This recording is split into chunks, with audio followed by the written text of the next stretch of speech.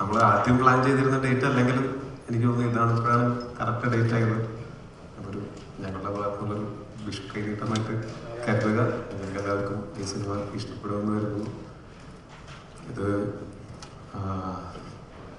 എൻ്റെ അടുത്ത് ഡിജോ സുരേഷ് ഏട്ടനും 2018 അവസാനത്തിൽ ഇതിൻ്റെ കഥ പറഞ്ഞപ്പോൾ മുതൽ ഞാൻ വളരെ എക്സൈറ്റഡ് ആയിട്ടുള്ളൊരു മൊമെൻ്റ്. അതിപ്പോഴും ഈ സിനിമയിൽ വളരെ നന്നായി തന്നെ പ്രതിഫലിക്കുന്നുണ്ട് എന്നാണ് ഞാൻ വിശ്വസിക്കുന്നത്.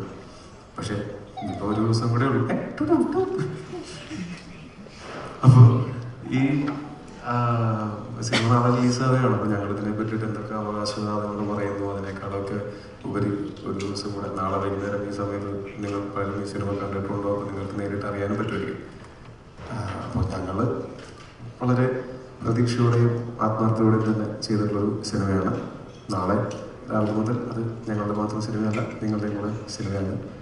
അത്യന്തികമായിട്ട് നിങ്ങളെ എൻ്റർടൈൻ ചെയ്യിക്കുക എന്നുള്ളതാണ് ഞങ്ങൾ ചെയ്യുന്ന ഓരോ സിനിമകളുടെയും ഉദ്ദേശം. അത് ഈ സിനിമ കൊണ്ട് നടക്കട്ടെ, സംഭവിക്കട്ടെ എന്ന് ആഗ്രഹിക്കുന്നു. ഇപ്പോൾ നല്ല നല്ല കലക്കനായിട്ട് മലയാള സിനിമയിൽ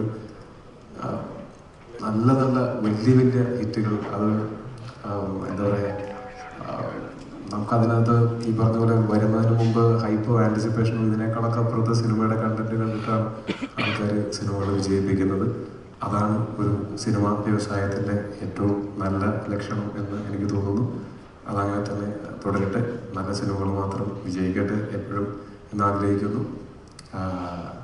ഇനിയും നല്ല സിനിമകളുടെ ഭാഗമാവാൻ എനിക്കും പറ്റട്ടെ എന്ന് ഞാൻ ആഗ്രഹിക്കുന്നു. ഈ സിനിമയ്ക്ക് ഞങ്ങളുടെ ക്രൂവിനും കാസ്റ്റിനും എല്ലാവർക്കും എന്താ പറയുക, എല്ലാവർക്കും എല്ലാവിധ ആശംസകളും നാളത്തേക്ക്. ഒപ്പം നാളെ നിങ്ങൾക്ക് ഈ സിനിമ കണ്ട് നിങ്ങൾക്ക് വിലയിരുത്താം. നിങ്ങൾക്ക് ഇഷ്ടപ്പെടാം, ഇഷ്ടപ്പെടാതിരിക്കാം, അതൊക്കെ നിങ്ങളുടെ വ്യക്തിപരമായിട്ടുള്ള അഭിപ്രായങ്ങളാണ്. ഇഷ്ടപ്പെട്ടാൽ ഇതിനകത്ത് പൈസ മുടക്കിയേക്കുന്നു ആ പാവത്തിൻ്റെ മുഖം നോക്കും. ഇഷ്ടപ്പെട്ടാൽ മാത്രം അത് മറ്റുള്ളവരോടും കൂടെ പറഞ്ഞു കഴിഞ്ഞാൽ ആ പാവത്തിൻ്റെ മുഖത്ത് ഈ പുഞ്ചിരി എന്തുണ്ടാവും. ഓക്കെ, സന്തോഷം, താങ്ക് യു. 2018 മുതൽ ഞാനും ലിജോയും കണ്ടു തുടങ്ങിയ ഒരു സ്വപ്നമാണ്. അതിലേക്ക് പിന്നെ ടോബി എത്തുന്നു. പിന്നെ അത് ഞങ്ങൾ ഒരുമിച്ച് കണ്ടൊരു സ്വപ്നമാണ് ഇപ്പോൾ യാഥാർത്ഥ്യമാകുന്നത്. ഒരുപാട് സന്തോഷമുണ്ട്. വിഷു ദിനത്തിൽ തന്നെ ഈ സിനിമ ഇതിൻ്റെ ഒരു ഔട്ട് കണ്ടതിൻ്റെ ഒരു ആത്മവിശ്വാസവും ഇപ്പോൾ നിങ്ങളുടെ മുമ്പിൽ ഇരിക്കുമ്പോഴുണ്ട്. വളരെ നല്ലത് മാത്രം പ്രതീക്ഷിക്കുന്നു. ഈ ഒരു ടീം, ജെയ്ക്സ്, ബാക്കി എല്ലാ സാങ്കേതിക വിദഗ്ധരും എല്ലാവരും കൂടെ ചേർന്ന് ഒരു മികച്ച സിനിമയ്ക്ക് വേണ്ടിയിട്ടുള്ള ഒരു പ്രയത്നം ഈ സിനിമയുടെ പിന്നിലുണ്ട്. നാളെയാണ് നിങ്ങളുടെ മുമ്പിലേക്ക് ആ സിനിമ എത്തുന്നത്. തീർച്ചയായിട്ടും നിങ്ങൾ ആ സിനിമ കണ്ട് നിങ്ങളുടെ സത്യസന്ധമായ അഭിപ്രായങ്ങൾ നിങ്ങളുടെ മാധ്യമത്തിലൂടെ പറയുക. ടോബി പറഞ്ഞതുപോലെ ശുഭപ്രതീക്ഷയോടുകൂടി തന്നെയാണ് ഞങ്ങളിരിക്കുന്നത്. Thank you. നമസ്കാരം. ഡിജോയുടെ എൻ്റെ 4ാമത്തെ സിനിമയാണ്, ടോബിയുടെ 6ാമത്തെ സിനിമ. ക്വീൻ തൊട്ട് ഡിജോയുടെ ജേണിയിൽ ഞാനുണ്ട്, എല്ലാ പടത്തിലും കൂടെ ഉണ്ട്. അവൻ്റെ എന്താ പറയുക, ഈ ഒരു ഏറ്റവും നല്ല എഫേർട്ടായിട്ട്, വൺ ഓഫ് ദ ബെസ്റ്റ് എഫേർട്ടായിട്ട് എനിക്ക് തോന്നുന്നൊരു സിനിമയാണ് പഠിച്ചിട്ടുണ്ട്. അതിൻ്റെ സ്റ്റോറി ഇൻസെപ്ഷൻ തൊട്ട് ഓരോ സ്റ്റേജിലും സുരേഷ് ഏട്ടൻ്റെയും ഡിജോയുടെയും പല പല ഡിസ്കഷൻസിലിരുന്നു. ആൻഡ് ഫൈനൽ ഔട്ട് കണ്ടപ്പം I think we have the best version. ഈ സ്ക്രിപ്റ്റിലുള്ള ഏറ്റവും നല്ലൊരു വേർഷൻ ഔട്ടാണ് ഇപ്പോൾ ഉള്ളത്. അതിൽ ടോബിയും ബാക്കി എല്ലാവരും എടുത്ത എഫേർട്ടൊന്നും പറയാനില്ല. അത് നിങ്ങൾ കാണുമ്പോൾ മനസ്സിലാവും. അതിലെ കാട്ടുചമ്പം ഭയങ്കരമായിട്ട് റിസീവ് ആയാൽ, അതും മിന്നലോളം കഴിച്ചിട്ട് അങ്ങനെ ഒരു പാട്ട് വന്നാലും, കാരണം ഈ സോങ്സ് ഇത്രയും ക്ലൗഡഡ് ആയിട്ടിരിക്കുന്ന ഒരു മ്യൂസിക്കൽ എന്താ പറയുക, ഒരു ഇൻഡസ്ട്രിയിലോട്ട് ഒരു പാട്ട് ശരിക്കും റീച്ച് ചെയ്യാൻ തന്നെ ഭയങ്കര പാടാണ്. അപ്പോൾ we stuck to the roots. ആ കാലഘട്ടത്തിനും ആ സിനിമയ്ക്ക് ആവശ്യമായ ലിറിക്സും ഈണമൊക്കെ ഒത്തു വന്നു. ആൻഡ് ടോബിയോട് എന്തോ ഒരു കൈൻഡ് ഓഫ് ഒരു സിങ്കും മാജിക്കും ഉണ്ട്. Because all the songs have been working.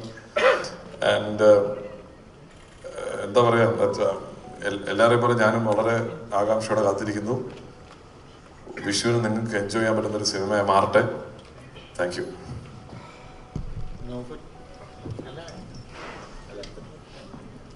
ഒരു അത് കരയാനൊക്കെ ഉള്ളതാണ്, സമയമെടുക്കും.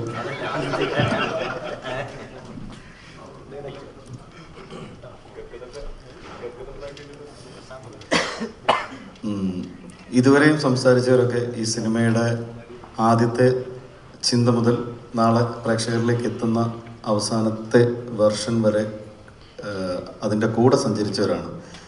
അഭിനേതാവ് എന്നുള്ള നിലയിൽ ഇതിൻ്റെ ഷൂട്ടിംഗ് സമയത്ത് അതിലേക്ക് ഇന്നാവുകയും ഡബ്ബിങ്ങോടുകൂടി ഇനിയും നിങ്ങളെപ്പോലെ തന്നെ ഒരു പ്രേക്ഷകനായിട്ടിരിക്കുകയും ചെയ്യുന്ന ഒരാളാണ് ഞാൻ. ഈ സിനിമയെപ്പറ്റി എൻ്റെ ഏറ്റവും വലിയ സന്തോഷം എന്താണെന്ന് വെച്ചാൽ, ഇതിൽ ഞാൻ ആദ്യമായിട്ടാണ് ഡിജോയുടെ കൂടെ വർക്ക് ചെയ്യുന്നത്, ആദ്യമായിട്ടാണ് ടൊവിയുടെ കൂടെ വർക്ക് ചെയ്യുന്നത്. ഈ സിനിമയുടെ ഷൂട്ടിംഗ് വേളയിൽ വളരെയധികം പ്രശ്നങ്ങളെയും പ്രതിസന്ധികളെയും അതിജീവിച്ചാണ് ഇതിൻ്റെ ഷൂട്ടിംഗ് നടന്നത്. ഒന്നാമത് ഇതൊരു വലിയ സിനിമയാണ്, ധാരാളം ആക്ടേഴ്സുള്ള, ജൂനിയർ ആർട്ടിസ്റ്റുകൾ ധാരാളമായിട്ടുള്ള ഒരു നാടിൻ്റെ കഥ പറയുന്ന സിനിമയാണ്. അപ്പോൾ അതിനെ കാലാവസ്ഥ വളരെ പ്രതികൂലമായി ബാധിച്ചു. ദിവസങ്ങൾ നമ്മൾ ഉദ്ദേശിച്ച പോലെ ഷൂട്ടുകൾ തീരാതെ പോയി. ആ സമയത്തൊക്കെ അതിൻ്റെ യാതൊരുവിധ പ്രഷറും ടെൻഷനും കാണിക്കാതെ കൂടെ നിന്ന ഒരു നിർമ്മാതാവ് നമുക്കുണ്ടായിരുന്നു. അതാണ് നൗഫൽ. ഒരു നിർമ്മാതാവ് എങ്ങനെ ആയിരിക്കണം എന്നുള്ളതിൻ്റെ ഒരു ഉത്തമ ഉദാഹരണമായിട്ട് നമുക്ക് നൗഫലിൻ്റെ പേര് പറയാം. അതുപോലെ തന്നെ ദിവസവും പ്ലാനുകൾ ചേഞ്ച് ആയിക്കൊണ്ടിരിക്കുന്ന സമയത്ത്, അതായത് പ്ലാൻ എയുമായി ലൊക്കേഷനിലെത്തും, തെളിഞ്ഞ കാലാവസ്ഥയിൽ ഷൂട്ട് ചെയ്യാൻ വേണ്ടി എത്തുമ്പോൾ മഴ തുടങ്ങും, അപ്പോൾ പ്ലാൻ ബിയിലേക്ക് ഷിഫ്റ്റ് ചെയ്യും, പിന്നീട് മഴ മാറും, അപ്പോൾ പ്ലാൻ സിയിലേക്ക് ഷിഫ്റ്റ് ചെയ്യും.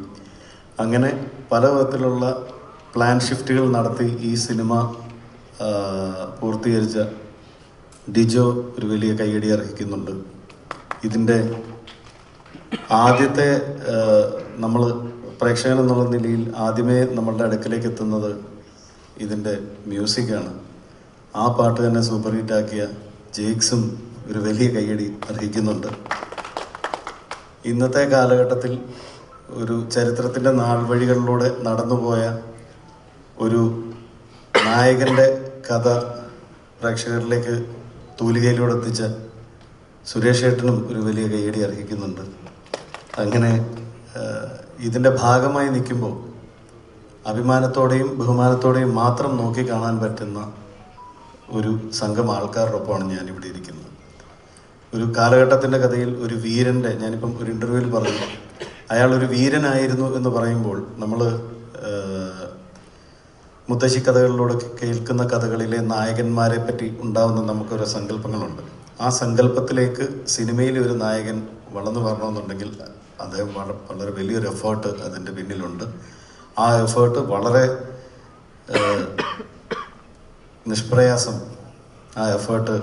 നിഷ്പ്രയാസം നമുക്ക് കാണുമ്പോൾ തോന്നുന്നു അതിൻ്റെ വലിയൊരു എഫേർട്ട് കാണും. പക്ഷേ Tovi was up to it.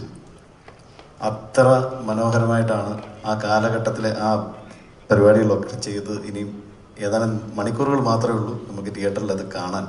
അതുകൊണ്ട് സ്പോയിലറുകളിലേക്ക് കടക്കുന്നില്ല. നാളത്തെ ദിവസം ഈ വിഷു ദിനത്തിൽ എല്ലാവർക്കും ഒരു ഗംഭീര കൈനീട്ടമാവട്ടെ പള്ളിച്ചട്ടമ്പി എന്നാഗ്രഹിച്ചും പ്രാർത്ഥിച്ചും കൊണ്ട് നിർത്തുന്നു. Thank you.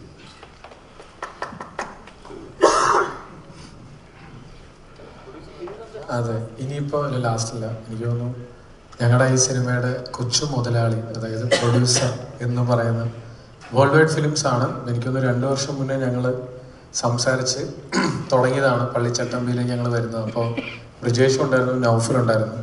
അത് കഴിഞ്ഞ് യാത്ര തുടരുമ്പോൾ CCC ബ്രദേഴ്സ് വന്നു ചേർന്നു. അങ്ങനെ ഇവർ രണ്ടുപേരും കൂടെ ഒരുമിച്ച് ആണ് ശരിക്കും പറഞ്ഞാൽ ഈ സിനിമയുടെ യാത്രയിൽ ഷൂട്ടിംഗ് സെറ്റ് മുതൽ ഇന്ന് ഈ മൊമെന്റ് വരെ ഞങ്ങളുടെ ഒപ്പം യാത്ര ചെയ്യണം. സാധാരണ പ്രൊഡ്യൂസർമാരൊക്കെ ചിലർ സെറ്റിൽ വരില്ല എന്ന് പറയും, ചിലർ വരല്ലേ എന്ന് നമ്മൾ പ്രതീക്ഷിക്കും. എന്നാൽ ഇദ്ദേഹം ശരിക്കും പറഞ്ഞാൽ ഞങ്ങളുടെ സെറ്റിലുള്ള എല്ലാവർക്കും ഭയങ്കര പോസിറ്റിവിറ്റി തന്നൊരു മനുഷ്യനാണ് നൗഫൽ, അല്ലേ പ്രശാന്ത്? നമ്മളൊക്കെ അന്നും ഓരോ ദിവസം വരുമ്പോഴത്തേക്കും അപ്പം ഞങ്ങൾ ഓരോ ബുദ്ധിമുട്ടിലൂടെ കടന്നു പോകുമ്പോഴും ഇദ്ദേഹവും വളരെ അത് കാണുമ്പോൾ വേദനയും വിഷമം ഉണ്ടെങ്കിലും ഉള്ളിൽ അതെല്ലാം ഒതുക്കി ഭയങ്കര സ്ട്രോങ് ആയിട്ട് നമുക്ക് പോസിറ്റിവിറ്റി സംസാരിച്ച ആളാണ്. നമ്മളുടെ ഓരോ മഴ വരുമ്പോഴത്തേക്കും ഞാനിങ്ങനെ അടുത്ത് എന്ത് ചെയ്യും എന്നിങ്ങനെ ആലോചിച്ചുകൊണ്ടിരിക്കുമ്പോൾ കുട്ടാച്ചിൽ നമുക്ക് സെറ്റ് ചെയ്യാം എന്നൊക്കെ പറഞ്ഞ് നമ്മളുടെ കൂടെ നിന്ന ഒരു സ്ട്രോങ് ബ്രദറാണ്. അപ്പോൾ നൗഫലിൻ്റെ അപ്പോൾ എനിക്ക് തോന്നുന്നു ഇതേപോലെ രണ്ടാമത്തെ ഒരുപാട് സിനിമകൾ ഡിസ്ട്രിബ്യൂട്ട് ചെയ്തിട്ടുണ്ട് നൗഫൽ വേൾഡ് വൈഡ് ഫിലിംസ് എന്ന രീതിയിൽ. അറൗണ്ട് 80 ഫിലിംസ് ചെയ്തതാണ്. അതിനുശേഷം പ്രൊഡക്ഷൻ്റെ സൈഡിൽ ഇത് ആദ്യത്തെ വെഞ്ചറാണ്.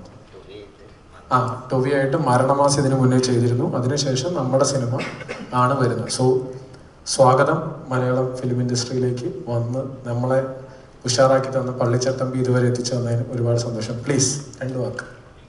എനിക്കിങ്ങനെ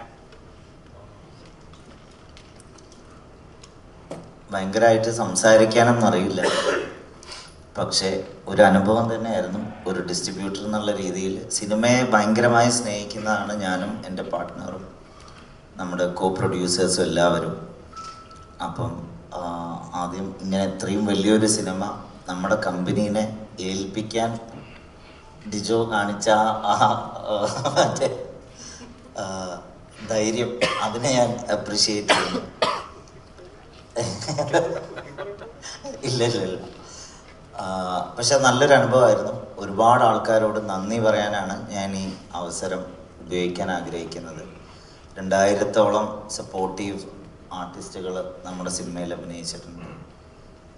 അതല്ലാണ്ട് ഇപ്പോൾ ടൊവി മുതൽ ഒരുപാട് മലയാളത്തിലെയും തമിഴിലെയും തെലുങ്കിലെയൊക്കെ ഒരുപാട് ആർട്ടിസ്റ്റുകൾ നമ്മുടെ സിനിമയിൽ സഹകരിച്ചിട്ടുണ്ട്. ഒരുപാട് ടെക്നീഷ്യന്മാർ രാപ്പകലില്ലാണ്ട് അധ്വാനിച്ചിട്ടുണ്ട്. Jakes is continuously giving back to back hits. നമ്മുടെ പടത്തിൽ ഇപ്പോൾ 3 പാട്ട് റിലീസ് ചെയ്തു. 3ഉം വളരെ ഗംഭീരമായിട്ട് തന്നെ 3 പാട്ടും ആൾക്കാർ സ്വീകരിച്ചിട്ടുണ്ട്. അപ്പം ഈ അവസരം നന്ദിയാണ് ഞാൻ പറയാൻ ആഗ്രഹിക്കുന്നത്. എല്ലാവരോടും നന്ദി. ഈ പടമായി സഹകരിച്ച എല്ലാവരോടും ഒരുപോലെ ഞാനും എൻ്റെ പാർട്ട്ണർ ബ്രിജേഷിൻ്റെ പേരിലും നന്ദി പറയുന്നു. Thank you. നമസ്കാരം. മലയാള സിനിമയിലേക്ക് ഒരു പുതുമുഖ സംവിധായകൻ എന്ന രീതിയിലേക്ക് കടന്നു വന്ന് ഒരുപടി പുതുമുഖ താരങ്ങൾ വെച്ച് ആദ്യ സിനിമ ക്യൂൻ 1 ഹിറ്റ് അടിച്ച ഒരു സംവിധായകനാണ് ഡിജോ. അതിനുശേഷം പിന്നീട് പള്ളിച്ചട്ടിപ്പിലേക്ക് എത്തുമ്പോൾ എത്രയോ എക്സ്പീരിയൻസ് ഉണ്ട്. ഒരു വലിയ ക്യാൻവാസാണ് നൗഫലിക്ക ഡിജോ കൊണ്ട് ഒരുക്കിയിരിക്കുന്നത്. ടൊവി ഹീറോ ആയിട്ടുള്ള പടം നാളെ മലയാളികൾ നിങ്ങളിലേക്ക് എത്തുമ്പോൾ നിങ്ങൾ കാത്തിരിക്കുന്ന പോലെ തന്നെയാണ് ഞങ്ങളെല്ലാവരും ഈ സിനിമയെ കാത്തിരിക്കുന്നത്, വളരെ പ്രതീക്ഷയോടെ. ഒരുപാട് നന്ദി. അതോടൊപ്പം തന്നെ ക്യൂൻ എന്ന വലിയ ആ സിനിമയിൽ എനിക്ക് അവസരമുണ്ടായിരുന്നു. അതിനുശേഷം ഈ സിനിമയിലും ഡിജോ എനിക്ക് അവസരം നൽകിയിരിക്കുന്നു. നമുക്ക് ഒരുമിച്ച് നാളെ ഇറങ്ങുന്ന ഈ പള്ളിച്ചട്ടമ്പി എന്നുള്ള സിനിമ നമുക്ക് ഒരുമിച്ച് ഏറ്റെടുത്ത് ഒരു വൻ വിജയത്തിലേക്ക് നമുക്ക് ഒരുമിച്ച് എത്തിക്കാം എന്ന് മാത്രമേ ഈ അവസരത്തിൽ എനിക്ക് പറയാനുള്ളൂ. Thank you. പ്രധാനമായിട്ട് എനിക്ക് അങ്ങനെ സംസാരിക്കാറിഞ്ഞൂടാ. കുഴപ്പമില്ല, ഓക്കെ. എന്നെ ഇവരെ തള്ളി കയറ്റി വിട്ടതാട്ടെ. എൻ്റെ കൂടെ വേറെയും ആർട്ടിസ്റ്റുകളുണ്ട്. അപ്പോൾ അവരെ ഒന്ന് പാൻ ചെയ്താൽ കാണാൻ പറ്റും. അപ്പോൾ അവർ തള്ളി കയറ്റി വിട്ടതാ. അപ്പോൾ പ്രത്യേകിച്ച് ഇപ്പോൾ ഇവർ പറഞ്ഞത് തന്നെ പറയാനുള്ളൂ. ശുഭപ്രതീക്ഷ. നാളെ എല്ലാവരും തിയേറ്ററിൽ പോയി കാണണം. പടം നന്നായിരിക്കും. എല്ലാവരും അഭിപ്രായം പറയുക. പിന്നെ അവസരം തന്ന ഡിജോ ചേട്ടനും കൂടെ നിന്ന് ടോയ് ചേട്ടനും നൗഫലിക്കും എല്ലാവർക്കും ഓരോരുത്തർ പേരെടുത്ത് ഞാൻ പറയുന്നില്ലേ. അപ്പോൾ എല്ലാവർക്കും നന്ദി. പിന്നെ സപ്പോർട്ട് ചെയ്യുക. Thank you.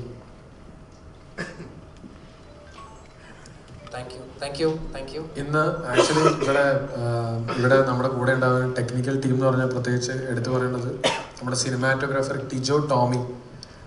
ടിജോ കൂടെ ഉണ്ടായിരുന്നതാണ്. ഇപ്പം നിങ്ങൾ കണ്ട പാട്ടുകളുടെയും അത്രയും ഗംഭീരമായിട്ട് വിഷ്വൽ ഒരുക്കിയത് ടിജോ ആണ്. അവൻ എത്തിച്ചേരാൻ പറ്റിയില്ല. ടിജോ ആണ് ഇതിൻ്റെ സിനിമാറ്റോഗ്രഫി മൊത്തത്തിൽ. ഈ സിനിമ ത്രൂ ഔട്ട് നമ്മുടെ കൂടെ നിന്ന ടിജോനെ വരാൻ പറ്റിയില്ല. അവനെ ഓർക്കാണ്. നാളെങ്കിലും എത്തിച്ചേരുമെന്ന് പ്രതീക്ഷിക്കുന്നു. പിന്നെ എഡിറ്ററും കളറിസ്റ്റും ശ്രീജിത്ത് സാരംഗാണ്. ഒരുപാട് സിനിമകൾ മുന്നേ നിങ്ങൾക്ക് അറിയാവുന്നതാണ്. ജനഗണമന തൊട്ട് ഒരുപാട് സിനിമകളിൽ എഡിറ്ററാണ്. അപ്പോൾ അദ്ദേഹത്തിന് വരാൻ സാധിച്ചില്ല. നമ്മുടെ പടത്തിൻ്റെ എഡിറ്ററും കളറിസ്റ്റും അദ്ദേഹമാണ്. പിന്നെ നമ്മുടെ സിനിമയിൽ ഈ പറയുന്ന പോലെ ഫൈറ്റ് സന്തോഷ്, ആക്ഷൻ സന്തോഷാണ് ഫൈറ്റ് രംഗം ചെയ്തിരിക്കുന്നത്. കൊറിയോഗ്രാഫർ ഉണ്ടായിരുന്നു ഷെരീഫ്. പിന്നെ കയതും ഷൂട്ടിലായതുകൊണ്ട് കയതുവിന് വരാൻ സാധിച്ചില്ല. അങ്ങനെ ഒരുപാട് ആർട്ടിസ്റ്റുകളും ഈ പറഞ്ഞ പോലെ കുറേ ടെക്നീഷ്യൻസും ഉണ്ട്. കോസ്റ്റ്യൂം നമ്മുടെ മഞ്ജുഷയാണ് ചെയ്തത്. ആർട്ട് പ്രത്യേകം എടുത്തു പറയണം, ദിലീപ് നാഥാണ്. അദ്ദേഹം പിന്നെ ഒരു വേദിയിലും വരാൻ ആഗ്രഹിക്കാറുമില്ല, അദ്ദേഹത്തെ കിട്ടാറുമില്ല.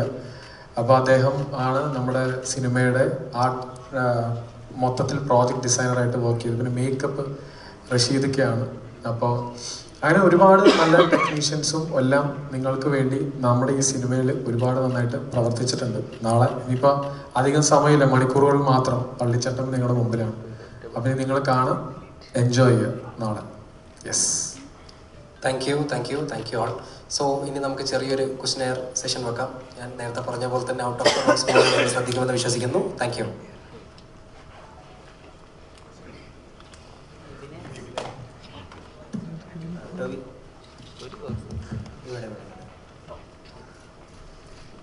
പുറത്തൊക്കെയുള്ള കുറേ ആക്ടേഴ്സിന് ഈ ഫിസിക്കൽ ട്രാൻസ്ഫോർമേഷൻ അവർ ചെയ്തിട്ട് അതൊരു വല്ലാത്തൊരു ഹൈ ആയി അവർക്ക് അവരുടെ ശരീരത്തിനെ ഇങ്ങനെ ട്രാൻസ്ഫോം ചെയ്ത് കാണിക്കുന്ന ഒരു വല്ലാത്ത ലഹരിയാവുന്ന അവസ്ഥകൾ ഉണ്ടായിട്ടുണ്ട്. ഇപ്പോൾ ഡീൻ ഡെലോയിസ് എടുത്താലും ക്രിസ്ത്യൻ ബെയിലിനൊക്കെ തന്നെ ഈ ശരീരം ഇങ്ങനെ മാറ്റി മാറ്റി ഓരോ സിനിമയിലും പരീക്ഷിക്കുന്നുണ്ടല്ലോ. ഇത് എത്രമാത്രം ഇതിന് വല്ലാത്തൊരു പെയിനും ഉണ്ടല്ലോ ഇതിന്റെ പിറകിൽ. ഇത് ആസ്വദിക്കുന്നുണ്ടോ ശരിക്കും ഓരോ സമയത്തും? അത് ആസ്വദിക്കുന്നില്ല, റിസൾട്ട് മാത്രമേ ആസ്വദിക്കുന്നുള്ളൂ. പ്രോസസ്സ് അത്രയ്ക്ക് ആസ്വദികരമല്ല. പക്ഷെ ഞാനത് സിനിമയ്ക്കനുസരിച്ച്, ഓരോ സിനിമയ്ക്കും അനുസരിച്ച് നമ്മൾ ഈ പറയുന്ന പോലെ പറ്റുന്ന പോലെയൊക്കെ ചെയ്യുക എന്നുള്ളേ ഉള്ളൂ. നമുക്ക് അങ്ങനെ ഒരു ബ്രേക്ക് എടുത്ത് കുറേ കാലം ബ്രേക്ക് എടുത്ത് അങ്ങനെ ചെയ്യാനായിട്ടുള്ള സാഹചര്യം പലപ്പോഴും കിട്ടാറില്ല നമ്മൾ കമ്മിറ്റ് ചെയ്തിട്ടുള്ള സിനിമകളും ഒക്കെ ആയിട്ട്. അപ്പോൾ ഒരു സിനിമയ്ക്ക് വേണ്ടിയിട്ട് പ്രിപ്പറേഷൻസ് അതിൻ്റെ മുമ്പത്തെ സിനിമയുടെ സമയത്ത് തന്നെ തുടങ്ങും. അതിപ്പോൾ ഫിസിക്കൽ ട്രാൻസ്ഫോർമേഷൻ ആണെങ്കിലും അതല്ലാതെ വേറെ എന്തെങ്കിലും കാര്യങ്ങൾ ട്രെയിൻ ചെയ്യണമെങ്കിലും ഒക്കെ ആ പ്രോസസ്സ് ഇപ്പോഴും ബുദ്ധിമുട്ട് തന്നെയാണ്. അങ്ങനെ എനിക്കങ്ങനെ ഭയങ്കരമായിട്ട് ആസ്വദിച്ച് ചെയ്യുന്നതല്ല ആ പ്രോസസ്സ്. കാര്യം എന്ന് വെച്ചാൽ എനിക്ക് ഭക്ഷണം ഭയങ്കര ഇഷ്ടമുള്ള ആളാണ്. ഭക്ഷണം പലപ്പോഴും ഈ പടത്തിന് കുഴപ്പമുണ്ടായിരുന്നില്ല. പക്ഷെ അതും നമുക്ക് ഇഷ്ടമുള്ള അങ്ങനെ മധുരമോ അങ്ങനത്തെ കാര്യങ്ങളല്ല കൂടുതൽ ഇതിനകത്ത് കഴിക്കാനും പറ്റും. അപ്പോൾ നമ്മൾ ഒരു അൺഹെൽത്തി ആയിട്ടുള്ള ഒരു ബൾക്കിങ് ഞാൻ ചെയ്യാറില്ല. അത് ചുമരുണ്ടെങ്കിലേ ചിത്രം വരയ്ക്കാൻ പറ്റുള്ളൂ എന്നുള്ള കാരണം കൊണ്ട്. അപ്പോൾ എന്ത് ചെയ്യുകയാണെങ്കിലും അത് ഹെൽത്തി ആയിട്ട് ചെയ്യണം എന്നാണ്. എന്ത് ട്രാൻസ്ഫോർമേഷൻ ചെയ്യുകയാണെങ്കിലും ഹെൽത്തി ആയിട്ട് നാച്ചുറലായിട്ട് മാത്രം ചെയ്യുക എന്നുള്ളതാണ് എൻ്റെ ഒരു ആഗ്രഹം. അങ്ങനെ തന്നെയാണ് ഞാൻ ചെയ്യാറുള്ളത്. അപ്പോൾ അത് കുറച്ച് ബുദ്ധിമുട്ടുണ്ട് അതിന്. പക്ഷെ ആ ബുദ്ധിമുട്ട് കഴിഞ്ഞിട്ട് അതിൻ്റെ ഒരു റിസൾട്ട് വരുന്ന സമയത്താണ് നമുക്ക് ആ ബുദ്ധിമുട്ടുകളെല്ലാം നമുക്ക് മറക്കാൻ പറ്റുക. അപ്പോൾ ഭക്ഷണത്തിൻ്റെ കാര്യത്തിലാണെങ്കിലും പിന്നെ എനിക്ക് അങ്ങനെ ഭയങ്കര ശാരീരിക അധ്വാനം ചെയ്യാനായിട്ട് ഭയങ്കര ഇഷ്ടമുള്ള ആളല്ല. എന്ന് വെച്ച് കഴിഞ്ഞാൽ എൻ്റെ വളരെ ക്ലോസ് സർക്കിളിൽ എന്നെ ഏറ്റവും നന്നായിട്ട് അറിയാവുന്നവർക്ക് അറിയാം. അപ്പോൾ പുറത്ത് ആൾക്കാരെങ്ങനെ വിചാരിക്കണമെന്ന് എനിക്കറിയില്ല. അപ്പോൾ എനിക്ക് നടക്കാനും ഓടാനും ഇരിക്കാനും നിൽക്കാനും ഒക്കെ ഉള്ളതിനേക്കാളും ഇഷ്ടം കിടക്കാനാണ്. അത്രയും മടിയുള്ള ആളാണ് ഞാൻ. പക്ഷെ ഇതിപ്പോൾ ഇഷ്ടപ്പെട്ട കാര്യങ്ങൾക്ക് വേണ്ടിയിട്ട് നമുക്ക് എഫേർട്ട് എടുക്കാനായിട്ടൊരു മോട്ടിവേഷൻ വരുമല്ലോ. ആ ഒരു മോട്ടിവേഷനിലാണ് ഞാൻ ഇങ്ങനെയുള്ള കാര്യങ്ങളൊക്കെ ചെയ്യുന്നത്. പിന്നെ ഇപ്പം ഇത് ചെയ്ത് നമുക്കിതിന് ഇപ്പം എല്ലാ ദിവസവും രാവിലെ ജിമ്മിൽ പോകാനായിട്ട് ട്രെയിനർ വിളിക്കുമ്പോൾ എത്ര ദിവസം ഒഴിവൊഴിവ് പറയും. ഇപ്പം എൻ്റെ ഇല്ല, സ്റ്റോക്കില്ല പറയാനുള്ള ഒഴിവൊഴിവൊന്നും. പിന്നെ പുള്ളി ഭയങ്കര അണ്ടർസ്റ്റാൻഡിങ് ആണ്. ഇപ്പോൾ ഭയങ്കര നൈറ്റ് ഷൂട്ടും ഞാൻ തളർന്നിരിക്കുകയൊക്കെ ആണെങ്കിൽ കുറച്ചേരം കൂടെ ഉറങ്ങിക്കോ, ഒന്നും വർക്കൗട്ട് ഇല്ലെങ്കിലും കുഴപ്പമില്ല, ഉറക്കമാണ് വർക്കൗട്ടിനേക്കാൾ ഇമ്പോർട്ടൻ്റ് എന്ന് പറയുന്ന അങ്ങനത്തെ ഒരു ട്രെയിനറും കൂടിയാണ് എനിക്കുള്ളത്. അപ്പോൾ ഇപ്പം അതൊരു ജീവിതശൈലിയുടെ ഭാഗമായിട്ട് ഈ ഭക്ഷണവും വ്യായാമവും ഒക്കെ മാറിയിട്ടുണ്ട്. സിനിമയിൽ വന്നിട്ട് ഇപ്പോൾ ഈ കണ്ട നാളുകൾക്കിടയിൽ ആ പ്രോസസ്സ് എന്ന് പറഞ്ഞാൽ അതിൽ മസിൽ സോർനെസ്സും പിന്നെ നമ്മൾ ഇഷ്ടപ്പെട്ട ഭക്ഷണം വേണ്ടെന്ന് വെക്കുന്ന സമയത്ത് നമുക്കുണ്ടാകുന്ന ബുദ്ധിമുട്ടുകളും നിങ്ങൾക്കൊക്കെ ഉണ്ടാകുന്ന പോലെ എനിക്കും നന്നായിട്ട് ഉണ്ടാകുന്നുണ്ട്. അത് അത്രയ്ക്ക് എൻജോയ് ചെയ്യാൻ പറ്റുന്ന സാധനമല്ല. അപ്പോൾ റിസൾട്ട് മുന്നിൽ കണ്ടിട്ട് അതാണ് നമ്മുടെ മോട്ടിവേഷൻ. പിന്നെ എന്തെങ്കിലും കാര്യം ചെയ്യുമ്പോൾ എല്ലാവരും ചെയ്യുന്നുണ്ട്, അവരിൽ നിന്ന് എന്ത് മാറ്റം എനിക്ക് ഞാൻ ചെയ്യുന്ന കാര്യങ്ങൾ ചെയ്യാൻ പറ്റും എന്നുള്ളൊരു ചിന്തയിൽ നിന്നാണ് ആ ഒരു 1 extra mile നമ്മൾ സ്വയം പുഷ് ചെയ്ത് ചെയ്യുന്നത്. സംബന്ധിച്ചിടത്തോളം ഈ സിനിമ നടക്കുന്ന കാലഘട്ടം ഒരു 75 വർഷങ്ങളെങ്കിലും പിറകിലാണല്ലോ. അപ്പോൾ ആ സമയത്ത് ഇപ്പോൾ പാൻറ് ഇടാതെ നടക്കുന്ന ആളുകൾ, മലയാളത്തിൻ്റെ അക്ഷരലിപി തന്നെ വേറെ രീതിയിൽ, അല്ലെങ്കിൽ വാക്കുകൾ വേറെ രീതിയിൽ. അപ്പം മാത്രമല്ല ഇതിനകത്ത് ഒരു ഗുരുവും കൂടിയാണ്, ഒരു മാസ്റ്ററും കൂടിയാണല്ലോ. അപ്പം നമുക്കറിയാത്തൊരു കാലഘട്ടത്തിന് വേണ്ടി ഇപ്പോൾ ഓത് ബാക്കപ്പ് ഒക്കെ നന്നായിട്ട് എടുത്ത ആക്ടറുകൾ ശ്രീ മമ്മൂക്കയൊക്കെ അതിൻ്റെ എക്സാമ്പിളാണ്. അദ്ദേഹം ഈ പടക്കം വീരകഥ ചെയ്യുമ്പോൾ ആ ഡയലോഗ്സ് MT സാറിനെ കൊണ്ട് തന്നെ നറേറ്റ് ചെയ്യിപ്പിച്ച് CD-യിലാക്കി കാറിൽ പ്ലേ ചെയ്തുകൊണ്ടാണ് അദ്ദേഹം ഇത്രയും ഗംഭീര ഡയലോഗുകൾ പറയുന്നത്. അപ്പോൾ ഇതിൻ്റെ ഒരു ഇന്റേണൽ പ്രോസസ്സ് കൂടിയുണ്ടല്ലോ. അത് എത്രമാത്രം അക്കാഡമിക്കായിട്ട് സമീപിക്കാൻ പറ്റുന്നുണ്ട്? ഈ സിനിമയുടെ ഇത് പൂർണ്ണമായിട്ടും ഞാൻ എല്ലാ സിനിമകൾക്കും അങ്ങനെ തന്നെ ചെയ്യാറ്. ഞാൻ ഭയങ്കരമായിട്ട് ഡയറക്ടറിനെയും റൈറ്ററിലേക്ക് ഡിപ്പെൻഡ് ചെയ്യുന്ന ഒരാളാണ്. നമ്മൾ വീട്ടിൽ നിന്ന് പ്രിപ്പയർ ചെയ്ത് വന്നിട്ട് അത് തന്നെ ആവണം ഇവരുടെ മനസ്സിൽ എന്നില്ലല്ലോ. അപ്പോൾ നമ്മുടെ പ്രിപ്പറേഷന് ഇവരുടെ സഹായം ഭയങ്കരമായിട്ട് ആവശ്യമുണ്ട്. അപ്പോൾ സ്ക്രിപ്റ്റ് എഴുതുന്ന സമയത്ത് തന്നെ അത്യാവശ്യം നല്ല റിസർച്ച് ചെയ്തിട്ട് തന്നെയാണ് സുരേഷ് അത് ചെയ്തിട്ടുള്ളത്. പിന്നെ 1950-60 നടക്കുന്നു എന്ന് പറയുന്നുണ്ടെങ്കിലും ഈ സിനിമ ഇറങ്ങുന്നത് 2026 കാരണം കൊണ്ട് പലതും നമ്മൾ അതേപോലെ തന്നെ ഫോളോ ചെയ്ത് കഴിഞ്ഞാൽ കാണുമ്പോൾ അതൊരു കല്ലുകടി ഉണ്ടാവും. പ്രത്യേകിച്ച് ഈ സമയത്ത് ആളുകൾ അതല്ല പ്രതീക്ഷിക്കുന്നത്. അപ്പോൾ ഇപ്പോഴത്തെ ആൾക്കാർക്കും അപ്പീലിംഗ് ആവുന്ന, എന്നാൽ ഇപ്പോഴത്തെ കാലത്ത് പല വാക്കുകളും നമുക്ക് ഉപയോഗിക്കാൻ പറ്റില്ല.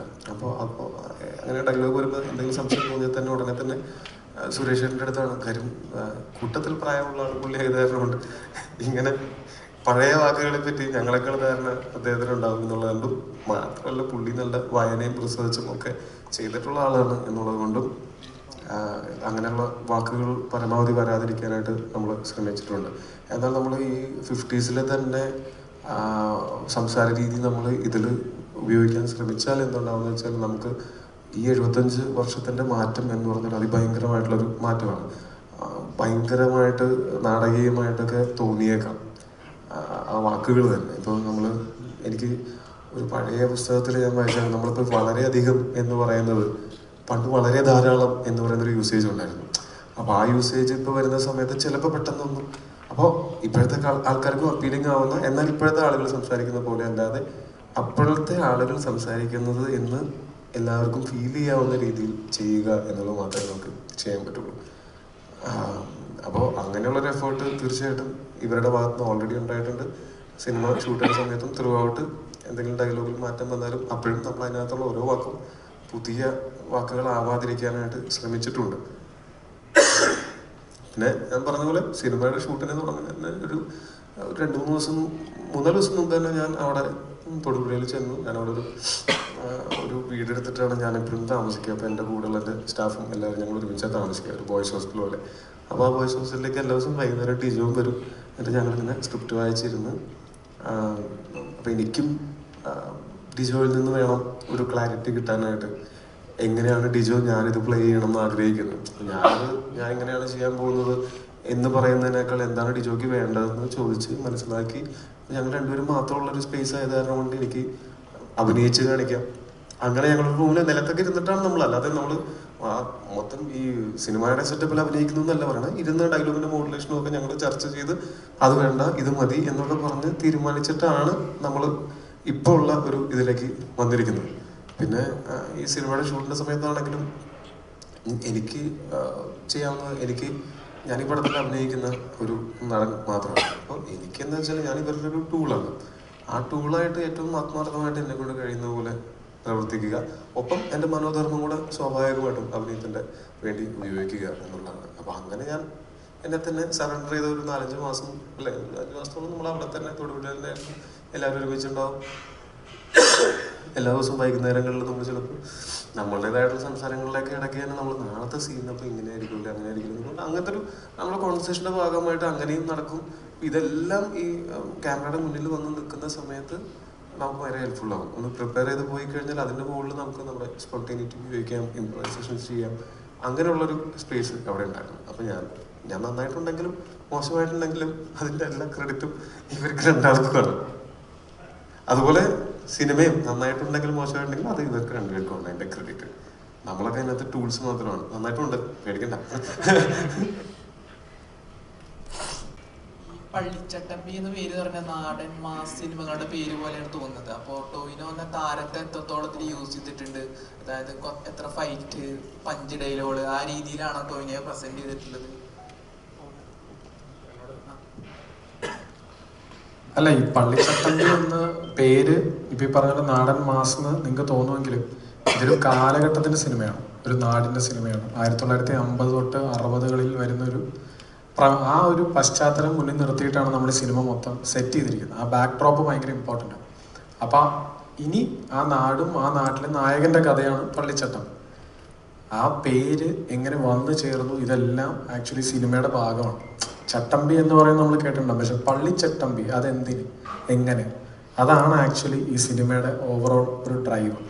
ഇതിൽ ഈ പറഞ്ഞ പോലെ ചട്ടമ്പി എന്ന് പറയുന്ന പോലെ ഇപ്പം നേരത്തെ ടോബി പറഞ്ഞ പോലെ ഓരോ വാക്കും പണ്ട് നമ്മൾ ഉപയോഗിച്ചിരുന്നതിൻ്റെ ഒരു അർത്ഥമല്ല ഇപ്പം ആക്ച്വലി ചട്ടമ്പി എന്ന് പറയുമ്പോൾ നമുക്ക് തോന്നും ഒരു തല്ലുണ്ടാക്കുന്നവൻ, അല്ലെങ്കിൽ ഇപ്പോൾ നമ്മൾ വീട്ടിൽ പറയും ഇവിടെ ചട്ടമ്പി തരം കാണിക്കല്ല കേട്ടോ എന്നൊക്കെ പറഞ്ഞ് കോൺവെർസേഷൻ വരുന്നല്ലോ. പക്ഷെ അങ്ങനെയല്ല.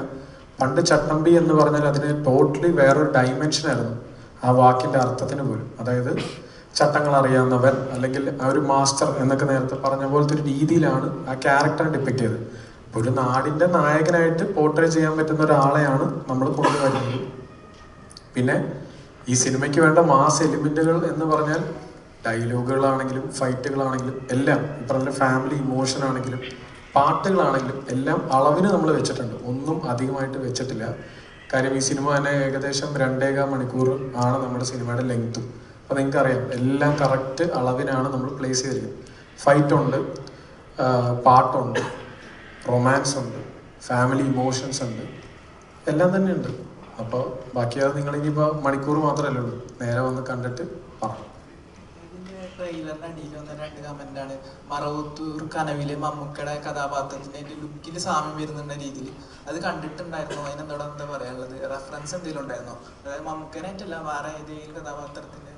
അല്ല, നമ്മൾ സ്വാഭാവികമായിട്ടും എനിക്ക് തോന്നുന്നു നമ്മൾ ഒരുപാട് സിനിമകൾ കണ്ടിട്ടുണ്ട്. നമ്മളിന്ന് രാത്രിയൊക്കെ ടോബി പറഞ്ഞ ടോബിയുടെ ഹോസ്റ്റലിലേക്ക് നമ്മൾ ചെന്നിട്ട് നമ്മൾ സിനിമകൾ കാണും, പഴയ സിനിമകൾ കാണും. ഇപ്പോൾ ഐ.വി. ശശി സാറിൻ്റെ സിനിമ തൊട്ട് പലതും കണ്ടിരുന്നു, ഞാൻ കണ്ടിരുന്നു. പിന്നെ ഞങ്ങൾ ഈ പറഞ്ഞ പോലെ മറവത്തൂർ കനവ്, നരൻ, അങ്ങനത്തെ കുറേ സിനിമകൾ നമ്മൾ ഓൾറെഡി കണ്ടിട്ടുള്ളതാണ്, ഞങ്ങൾ ചർച്ചയും ചെയ്തിട്ടുള്ളതാണ്. പക്ഷെ ഈ ലുക്ക് ഞങ്ങൾ 2019 നമ്മൾ അനൗൺസ് ചെയ്തപ്പോഴും ഈ ലുക്ക് വിട്ടതാണ്. അപ്പം അന്ന് തൊട്ടേ ഈ ലുക്കിലേക്ക് നമ്മുടെ ചട്ടമ്പി കിട്ടണം എന്ന് ഞങ്ങൾ ഭയങ്കരമായിട്ട് തീരുമാനിച്ചിരുന്നു. അപ്പോൾ അത് ടോബി പറഞ്ഞ പോലെ ലാസ്റ്റത്തെ സിനിമയുടെ ഷൂട്ടും കഴിഞ്ഞ് കുറച്ച് നാൾ വെയിറ്റ് ചെയ്ത് മുടിയൊക്കെ മീശയൊക്കെ വളർത്തിയിട്ടാണ് നമ്മൾ ഫൈനലി തലമുടി വെട്ടുന്നതിന് മുന്നേ റെഡിയല്ല ഡിജോ എന്ന് പറഞ്ഞിട്ടാണ് നമ്മൾ തലമുടി അതേപോലെ പറ്റ വെട്ടിച്ചത്. കാര്യം എന്താണെന്ന് വെച്ചാൽ അന്നത്തെ കാലഘട്ടത്തിൽ ഈ പറഞ്ഞതുപോലെ ഇപ്പം ഞങ്ങൾ കണ്ട കാലഘട്ടത്തിൽ, ഇപ്പം ഞാനും സുരേഷ് ചേട്ടനൊക്കെ എഴുതിയ കാലഘട്ടത്തിൽ നമ്മളൊരു ചട്ടമ്പി എന്ന് പറയുമ്പോൾ അതിന് അങ്ങനത്തെ ഒരു ലുക്ക് ഉണ്ടായിരുന്നു. അപ്പോൾ മറവത്തൂർ കനവ് മാത്രമല്ല, നമുക്ക് ഒരുപാട് സിനിമകളുടെ റെഫറൻസുകൾ ഞങ്ങളുടെ കയ്യിലും ഉണ്ടായിരുന്നു. അത് വെച്ച് നമ്മൾ ഫോർമുലേറ്റ് ചെയ്ത് അന്ന് വരപ്പിച്ച ഇമേജിലോട്ട് ഞങ്ങൾ എത്തിക്കുക എന്നുള്ളതായിരുന്നു. ആ സിനിമ മാത്രമല്ല, ഒരുപാട് സിനിമകൾ ഇൻസ്പയർ ഞാൻ കണ്ടിട്ടില്ലല്ലോ, ഞാനും അല്ല നിങ്ങൾ പോലും ആ കാലഘട്ടത്തെ ഒരുപാടൊന്നും നമുക്ക് അറിയത്തില്ല. നമ്മളുടെ പേരൻസിനോട് ചോദിച്ചാൽ പോലും അവർക്കൊരു പെർട്ടിക്കുലർ അവർ ആ സമയത്ത് ജനിച്ചിട്ടേ ഉണ്ടാവുള്ളൂ. അപ്പോൾ അവർക്ക് അത്ര ക്ലാരിറ്റി ഉണ്ടാവില്ല. പിന്നെ നമ്മൾ കണ്ട സിനിമകളും ഇവരോടൊക്കെയുള്ള ചർച്ചയും സുരേഷ് ചേട്ടനുമായിട്ടൊക്കെ കോർത്തിണക്കിയിട്ടാണ് ആ ലുക്കിലേക്ക് വന്നത്. ആ സിനിമ മാത്രമല്ല, പഴയകാലം റെഫർ ചെയ്യുന്ന എല്ലാ സിനിമകളും ഞങ്ങളുടെ റെഫറൻസിലുള്ളത്.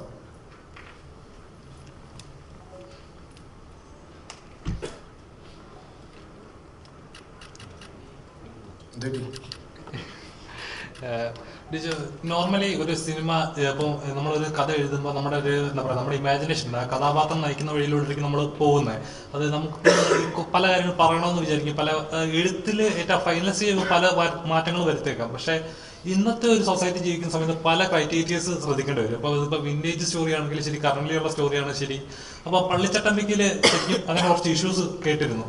എത്രത്തോളം ടഫായിരുന്നു ഇപ്പോൾ ഈ പോയിന്റ് വരെ നിൽക്കുമ്പോൾ? അതെ, ഈ കാലഘട്ടത്തിൽ ആ സിനിമ ചെയ്യുമ്പോൾ അതായത് നമ്മളിപ്പം സ്റ്റോറിയിൽ സെൻസറിങ്ങിന്റെ ഇഷ്യൂസ് നടന്നിരുന്നു. അപ്പം ഒരു കഥ ചെയ്ത് ആദ്യമേ സ്റ്റോറി പിന്നീട് ഒന്ന് പൊളിച്ചു മാറ്റി എന്ന് കേട്ടിരുന്നു. അല്ല, അത് ആക്ച്വലി സെൻസർ ഇഷ്യൂവും അതും തമ്മിൽ ബന്ധമില്ല. പക്ഷെ നമ്മൾ 2018 ഈ സിനിമയുടെ തോട്ട് സുരേഷ് ചേട്ടൻ പറയുന്ന അന്ന് തൊട്ട് നമ്മൾ ഏകദേശം ഒരു 8 വർഷം എടുത്തു ഇന്നിപ്പോൾ സിനിമ പൂർത്തിയായി. അപ്പോൾ അതിൻ്റെ ഇടയിൽ ഓരോ വെള്ളിയാഴ്ചകളിലും നമ്മൾ ഓരോ സിനിമകൾ വരിക. അപ്പം നമുക്കറിയാലോ, നമ്മളുടെ സിനിമയുടെ മെയിൻ പ്ലോട്ട് സെയിം തന്നെയാണ്. നമ്മുടെ നായകൻ, നാട്, ഇതെല്ലാം സെയിം, അതിൽ വ്യത്യാസമൊന്നുമില്ല. പക്ഷെ അതിൻ്റെ പ്ലേസ്മെൻറ്റിൽ കുറേ വേരിയേഷൻസ് ഉണ്ടായിരുന്നു.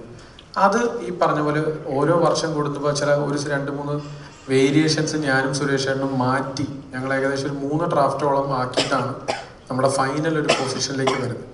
അതിലേക്ക് എത്തിയിട്ട് പിന്നെ സബ് ലെയേഴ്സൊക്കെ കുറേ ചേഞ്ചസ് ഒക്കെ വരുന്നത്. അതൊക്കെ ബേസിക്കലി കാലഘട്ടം ആവശ്യപ്പെട്ട മാറ്റങ്ങളാണ്. അതായത് മുന്നേ ഒരു സിനിമയുടെ ഒരു ബേസ് സെക്ഷൻ അങ്ങനെ വന്നെങ്കിൽ ഇനിയിപ്പോൾ നമ്മൾ അത് ഉപയോഗിക്കേണ്ട, പകരം അതിൻ്റെ പ്രമേയം ജസ്റ്റ് ഒന്ന് മാറ്റി വെച്ച് വേറൊരു ഏരിയ വെക്കാമെന്ന്. പക്ഷെ നമ്മുടെ ബേസ് പ്ലോട്ട് സെയിം തന്നെയായിരുന്നു. പിന്നെ ഈ സെൻസറിൻ്റെ കാര്യം പറഞ്ഞത്, അത് നമ്മളുടെ കാലഘട്ടം ആക്ച്വലി ഞാൻ പറഞ്ഞില്ല, കേരളം ആക്ച്വലി 1957, 58 കാലഘട്ടമൊക്കെ നമുക്ക് ഭയങ്കര ഇമ്പോർട്ടൻ്റ് ആണ്, അറിയാലോ. ഈ EMS ഭരണത്തിൽ വരുന്നു, നമ്മുടെ കേരളത്തിൻ്റെയൊക്കെ ഏറ്റവും ചരിത്രപരമായിട്ടുള്ള ഒരു കാലഘട്ടമാണ്. അപ്പോൾ ആ കാലഘട്ടം നമ്മളുടെ ബാക്ക് ഡ്രോപ്പിൽ നമ്മൾ റെഫർ ചെയ്യേണ്ടത് വരുന്നതുകൊണ്ട് ചെറിയ ചെറിയ പരാമർശങ്ങൾ, പേരുകളൊക്കെ ഒന്ന് ജസ്റ്റ് ട്വീക്ക് ചെയ്യുക, അങ്ങനത്തെ കുറച്ച് കൺസേൺസ് മാത്രമേ ഉണ്ടായിരുന്നുള്ളൂ സെൻസറിലാണ്. വേറെ അങ്ങനെ പ്രശ്നങ്ങളൊന്നും ഉണ്ടായിരുന്നില്ല. പക്ഷെ അത് ഈ പറഞ്ഞ നമുക്ക് ബേസിക്കലി ഉണ്ടായിരുന്ന എലക്ഷൻ വന്നതുകൊണ്ടാണ് നമുക്കത് ഒന്ന് മാറ്റി 10-ാം തീയതി വെച്ചത്. പക്ഷെ അപ്പോഴും നമുക്ക് സെൻസർ കിട്ടാണ്ട് വന്നുകൊണ്ട് പിന്നീട് അത് മാറ്റി 15-ലേക്ക് ആക്കിയെന്നു. അതാണ് അതിൻ്റെ ഒരു ടോവിനോ. നോർമലി ഒരു ആക്ടറെ സംബന്ധിച്ച് അവരുടെ ബാരിയേഴ്സ് ബ്രേക്ക് ചെയ്യുക എന്ന് പറയുന്നത് ചെറിയൊരു കാര്യമല്ല. അപ്പോൾ നമ്മൾ കിട്ടുന്ന കഥാപാത്രം അതിൻ്റെ ഒരു എക്സ്ട്രീം ലെവലിൽ അല്ലെങ്കിൽ ആ കഥാപാത്രമായി മാറുക എന്ന് പറയുന്നത് ചെറിയൊരു പ്രോസസ് അല്ല. ഇപ്പോൾ ഇതിലെ ചട്ടമ്പി ആണെങ്കിൽ ചട്ടമ്പിയായിട്ട് മാറുമ്പോൾ ഉണ്ടാകുന്നൊരു, ഇപ്പം നാളെ തന്നെ ചാക്കോച്ചൻ്റെ മറ്റൊരു പടം ഇറങ്ങുകയാണ് ദുരൂഹ സാഹചര്യത്തിൽ. അപ്പം അതിലെ കഥാപാത്രങ്ങളും എൻ്റെ ബോഡി ട്രാൻസ്ഫോർമേഷൻ നടത്തുന്ന ഒരു, നിങ്ങൾക്ക് പെട്ടെന്ന് റിലേറ്റ് ചെയ്യാൻ പോലും പറ്റുന്ന ഒരു ലെവലിൽ ട്രാൻസ്ഫോർമേഷനാണ്. അപ്പം ടോവിനോ എത്രത്തോളം കെയർഫുൾ ആണ് വരുന്ന കഥാപാത്രങ്ങൾ എനിക്ക് പ്രേക്ഷകർ എന്നെ ഒരിക്കലും പ്രേക്ഷകൻ കാണരുത് എന്നുള്ളൊരു ആക്ടറുടെ ഒരു ഇതുണ്ടല്ലോ, എത്രത്തോളം ടഫായിരുന്നു അത്? അല്ല, അത് ടഫ് തന്നെയാണ്. കാര്യം അൾട്ടിമേറ്റ്ലി ഞാനാണല്ലോ അത് ചെയ്യുന്നത്. അപ്പോൾ എന്നെ അതിൽ കാണാനുള്ള, പരമാവധി ഞാനതിലില്ലെങ്കിൽ പോലും ഓൾറെഡി ഞാനാണത് ചെയ്യുന്നതെന്ന് എന്നെ നിങ്ങൾക്കൊക്കെ അറിയുകയും ചെയ്യാമല്ലോ. ഇത് ടോവിനോ ആണ് അത് എന്നുള്ള ഓൾറെഡി നിങ്ങൾക്ക് അറിയാം. അപ്പോൾ പിന്നെ അത് ഭയങ്കര എഫേർട്ടാണ് മറ്റൊരാളെ പോലെ തോന്നിപ്പിക്കുക എന്ന് പറയുന്നത്. അതിന് വേണ്ടിയിട്ടുള്ള എഫേർട്ട് സ്വാഭാവികമായിട്ടും ആ ശ്രമം എല്ലാ സിനിമകളിലും ഉണ്ട്, ഈ സിനിമയിലും ഉണ്ടായിട്ടുണ്ട്.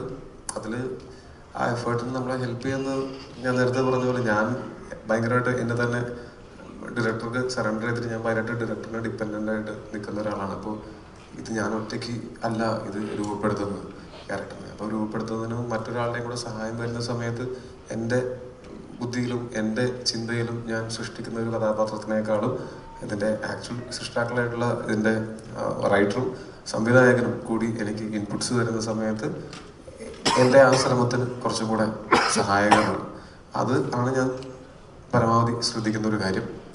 പിന്നെ അത് മാത്രമല്ല, അതല്ലാതെയും ഇനി വരാനിരിക്കുന്ന സിനിമകളിൽ ഞാൻ ചെറുതും വലുതുമായിട്ടുള്ള വേഷങ്ങൾ ചെയ്തിട്ടുണ്ട്. അതിലെല്ലാം ഞാനത് ഈ അങ്ങനത്തെ ഒരു ബാരിയർ ബ്രേക്ക് ചെയ്യാനായിട്ട് ശ്രമിച്ചിട്ടുണ്ട്. നിങ്ങൾക്കും അതുപോലെ തന്നെ എന്താ പറയുക, എൻ്റെ അംശം എന്തായാലും അതിനകത്തുണ്ടാവും, അതില്ല എന്നല്ല ഞാൻ പറയുന്നത്. പക്ഷെ മറ്റൊരാളെ പോലെ തോന്നിയേക്കാം അങ്ങനത്തെ വെച്ചിട്ടുണ്ട്.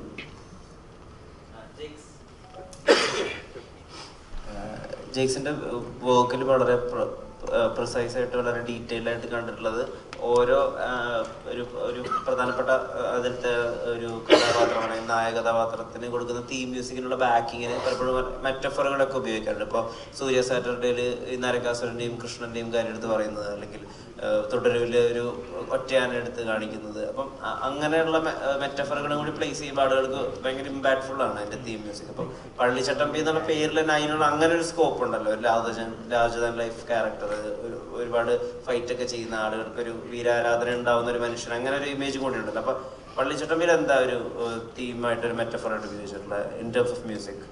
മെറ്റഫറായിട്ട് യൂസ് ചെയ്തിട്ടില്ല. ബട്ട് ഞാൻ എപ്പോഴും നോക്കുന്നത് ആ സ്ക്രിപ്റ്റിലെ ഇമോഷണൽ കോർ ഒന്ന് പിടിക്കാനാണ്. അപ്പൊ ഇതിൽ നിങ്ങൾ സിനിമ കാണുമ്പോൾ അറിയാം, ചട്ടമ്പിയുടെ ക്യാരക്ടർ അണ്ടർഗോ ചെയ്തിരിക്കുന്ന പുള്ളി ഈ പ്രസന്റിലോട്ട്, അതായത് 50s വന്നിരിക്കുന്ന സമയത്ത് ബാക്ക് സ്റ്റോറിയിൽ ഉണ്ടായിരിക്കുന്ന ഒരുപാട് ട്രോമ ഉണ്ട്. അത് അപ്പൊ ഞാൻ എപ്പോഴും ഇപ്പം ലുക്കാറ്റ് ലോക്കലാണെങ്കിലും ഞങ്ങൾ ഫസ്റ്റ് ടീസറിൽ വിട്ടത് ആ ഒരു മെയിൻ ആ മദറുമായിട്ടുള്ള ഒരു കണക്ഷനാണ്. അതുപോലെ തന്നെ ഇവിടെ ഒരു സിസ്റ്ററുമായിട്ടുള്ള ഒരു കണക്ഷൻ ഉണ്ട്. ഞാൻ കഥ പറയുന്നത് നിങ്ങൾക്ക് അറിയാം. അപ്പൊ I always look for that emotional content. എവിടെയാണ് പടത്തിന്റെ ഇമോഷണൽ കോർ ഇരിക്കുന്നത് എന്നുള്ളൊരു കാര്യം നോക്കും.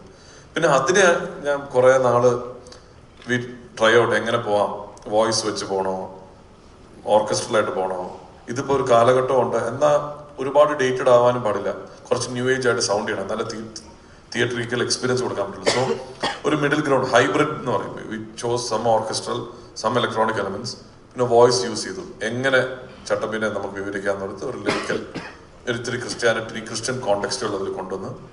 കാരണം ആ ഒരു ടെറൈൻ അങ്ങനെ ആയതുകൊണ്ട് തന്നെ പിന്നെ അതിലുപരി ആ കോർ ഇമോഷനെ ബോറോ ചെയ്തിട്ടാണ് ആ തീമിലോട്ട് വന്നത് തന്നെ. ഞാനത് കമ്പോസ് ചെയ്യുമ്പോൾ ഇരിക്കുന്ന ചട്ടമ്പി അനുഭവിച്ച ആ പെയിൻ മനസ്സിൽ ഉൾക്കൊണ്ട് അതിനെ എങ്ങനെ എലിവേറ്റ് ചെയ്യാന്നുള്ള രീതിയിലാണ്. ചട്ടമ്പിനെ നമ്മൾ എത്രത്തോളം അൺബാഷിംഗ്ലി എലിവേറ്റ് ചെയ്യാൻ പറ്റുന്നോ തിയേറ്ററിൽ ഓഡിയൻസ് അത് അക്സെപ്റ്റ് ചെയ്ത് ഞാൻ കരുതുന്നു. അപ്പം അതിനുള്ള പണി എടുത്തിട്ടുണ്ടെന്ന് തോന്നുന്നു.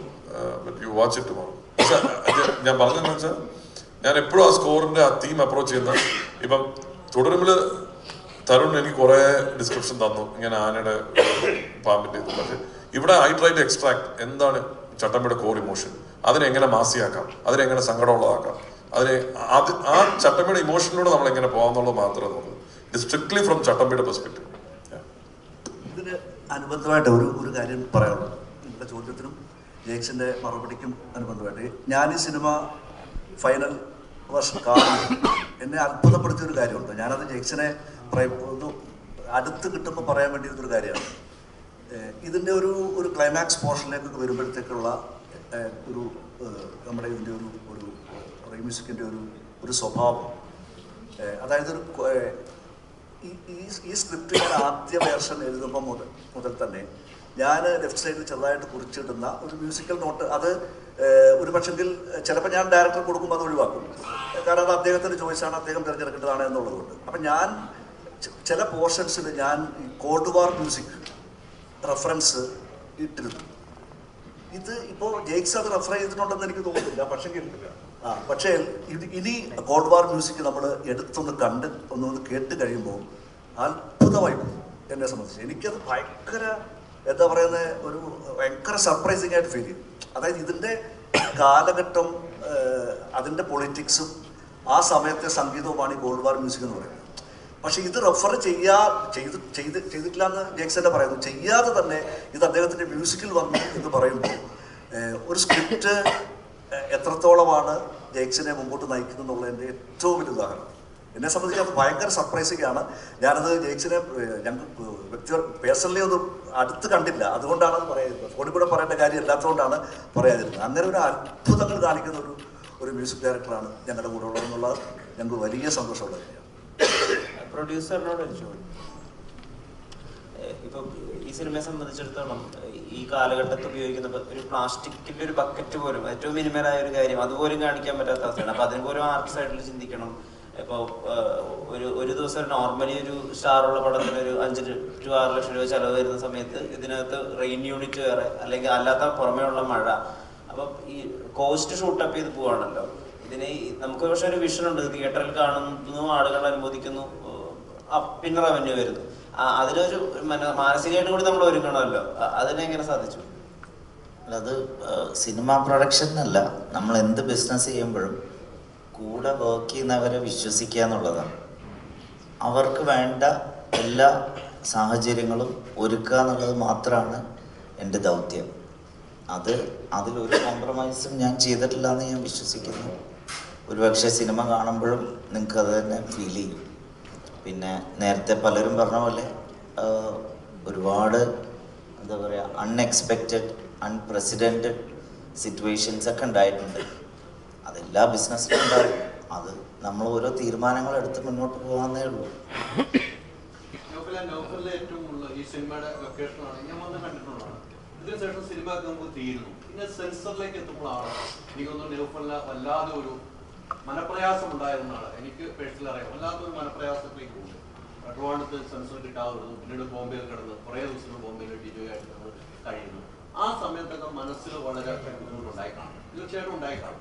അത് നമ്മളൊരു സിനിമ പ്രേക്ഷകർക്ക് കൊടുക്കുകയാണ്. ഇതിനു മുമ്പ് സെൻസർ കത്രിക വെച്ചിട്ടുണ്ട്, പല സ്ഥലത്തും കത്രിക വെച്ച ചരിത്രം വരുന്നുണ്ട്. അത്തരം ഒരു അനുഭവം എങ്ങനെയാണ് ഒന്ന് ടോവിയൊക്കെ ആയിട്ട് ഫോൺ വിളിക്കുമ്പോഴും സ്ക്രിപ്റ്റൊക്കെ ആയിട്ട് ഫോൺ വിളിക്കുമ്പോഴൊക്കെ എന്തായിരുന്നു ഒരു അനുഭവം ഫീൽ ചെയ്യും? ഞാൻ ഏത് സാഹചര്യവും എൻജോയ് ചെയ്യുന്ന ആളാണ്. സീരിയസ്ലി ഞാൻ ശരിക്കും എൻജോയ് ചെയ്തു ആ സെൻസറിൻ്റെ കാര്യം. എൻ്റെ ജീവിതത്തിൽ ആദ്യമായിട്ടാണ് എനിക്ക് തോന്നുന്നു ഒരുപാട് പ്രൊഡ്യൂസേഴ്സൊന്നും ഈ ഒരു സെൻസർ പ്രോസസ്സിലൂടെ പോയിട്ടുണ്ടെന്ന് എനിക്കറിയില്ല. പക്ഷെ ഞാൻ എൻജോയ് ചെയ്തു. ആ പരാതികളില്ല, എല്ലാ സാഹചര്യവും എൻജോയ് ചെയ്യാന്നുള്ളതാണ് ഞാൻ എപ്പോഴും ശ്രദ്ധിക്കാറ്. അല്ലെങ്കിൽ നമുക്ക് ഇതിനോടൊരു മടുപ്പ് തോന്നുമല്ലോ. അപ്പോൾ അത് തോന്നാണ്ടിരിക്കാൻ ഞാൻ ആ സാഹചര്യം എൻജോയ് ചെയ്തു. ആ പ്രോസസ്സിനെ അറിയാൻ പറ്റി. എനിക്കിതൊരു ഭയങ്കര പുതിയ പ്രോസസ്സായിട്ട് തന്നെയാണ് എനിക്ക് ഫീൽ ചെയ്തത്. അത് തന്നെയാണ് ഇവരൊക്കെ ചിരിക്കുന്നത്. പക്ഷേ കുഴപ്പമില്ല, we have to live with it. ഞാൻ നേരത്തെ പറഞ്ഞ പോലെ തന്നെയാണ്, ഏത് സാഹചര്യവും നമ്മൾ നേരിടുക, അത് നേരിട്ടു എന്ന് വിശ്വസിക്കുന്നു.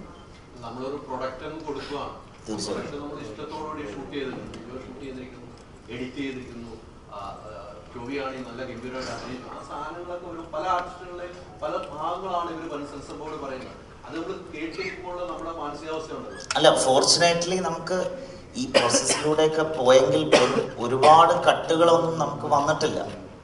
ചെറിയ വളരെ മൈന്യൂട്ട് ഡിഫറൻസുകളെ വന്നിട്ടുള്ളൂ. അതല്ലാണ്ട് സെൻസർ ബോർഡ് കാര്യമായി കത്തി വെച്ചു എന്ന് ഒരിക്കലും ഞാൻ പറയില്ല, ചെയ്തിട്ടുമില്ല. അത് അവരും സഹകരിച്ചിട്ടുണ്ട് നമ്മുടെ കൂടെ, അല്ലേ? അല്ല, ബേസിക്കലി അങ്ങനെ നമുക്ക് ഓരോന്ന് കേൾക്കുമ്പോൾ ഏറ്റവും കൂടുതൽ വിഷമം വരുന്നത് എനിക്കാണ് ഏറ്റവും കൂടുതൽ. കാരണം സിനിമയുടെ ക്രിയേറ്റീവ് സാധനത്തിലാണ് വരിക. അപ്പം എനിക്ക് ഭയങ്കര പെയിൻഫുൾ ആവുകയാണെങ്കിൽ പോലും നൗഫലിനെ സംബന്ധിച്ചോളം നമ്മൾ പ്രോമിസ് ചെയ്യുന്നൊരു ഡേറ്റ് ഉണ്ട്. അത് പലപ്പോഴും നമ്മൾ അറിഞ്ഞോ അറിയാതെയോ മാറിപ്പോകുന്നതിലാണ് നൗഫൽ ഏറ്റവും. നൗഫലിന് മാത്രമല്ല, അതും ഞങ്ങളുടെ എല്ലാവരുടെയും. അതുകൊണ്ടാണ് ബേസിക്കലി ഇന്നിപ്പോൾ പ്രസ് മീറ്റിൻ്റെ ഉദ്ദേശം. കാര്യം 9 എന്ന് പറഞ്ഞു, പിന്നെ നമ്മളത് മാറ്റി ഇലക്ഷൻ ആയതുകൊണ്ട് 10 വെച്ചു. പക്ഷേ നമുക്ക് സെൻസറിൻ്റെ ഇതും ഇഷ്യൂ സർട്ടിഫിക്കറ്റ് കിട്ടാതെ വന്നുകൊണ്ട് അത് 15 മാറ്റി. അപ്പോൾ ഡേറ്റ് ഫൈനലി നമ്മൾ പ്രോമിസ് ചെയ്ത് നമുക്ക് ഡെലിവർ ചെയ്ത് നമ്മൾ വിഷുവിന് എത്തിക്കാൻ പറ്റിയതിൽ സന്തോഷമുണ്ട്. പക്ഷെ എനിക്ക് തോന്നുന്നു നമ്മൾ ഈ സിനിമ തുടങ്ങുമ്പോഴേ വിഷു ആണ് നമ്മുടെ വിഷുവിന് റിലീസ് എന്നുള്ളതാണ്. ഇപ്പോൾ കഴിഞ്ഞ എൻ്റെ സിനിമയും ഞാനും ടോവിയും പാർട്ട്ണർ ചെയ്ത അതും മരണമാസം വിഷുവിനാണ് റിലീസ് ചെയ്തത്. അന്നേ ഞങ്ങൾക്കൊരാഗ്രഹം ഉണ്ടായിരുന്നു അടുത്ത വിഷുവിന് പള്ളിച്ചട്ടമ്പി എത്തിക്കണമെന്ന്. അതെങ്ങനെയൊക്കെ കറങ്ങി തിരിഞ്ഞ് കറക്റ്റ് ആ വിഷുവിനെ തന്നെ എത്തി എന്നുള്ളതാണ്. അപ്പോൾ അതിനെയും പോസിറ്റീവായിട്ട് മാത്രമേ ഞാൻ കാണുന്നുള്ളൂ. ഈ ഷൂട്ടിംഗ് സമയത്ത് ടോവി ഒരു ദിവസം പോലും പടക്കം വേണ്ട. ടോവി പറയായിരുന്നു ഒരു ദിവസം പോലും വേണ്ട, എത്ര രാത്രി ആയാലും ഓക്കെയാണ്, രാവിലെ വിളിക്കുമ്പോൾ തന്നെ വരും. ഒരു ദിവസം ടോവി പറഞ്ഞു ചോദിച്ചത്, അങ്ങനെയാണെങ്കിൽ ഒരു ദിവസം എനിക്കൊന്ന് പനി അടിച്ചപ്പം, കുറച്ചും പറയണം, പനി അടിച്ചപ്പം അങ്ങോട്ട് ആവശ്യപ്പെട്ടു എനിക്കൊന്ന് റെസ്റ്റ് കിട്ടിയാൽ കൊള്ളാമാണ്.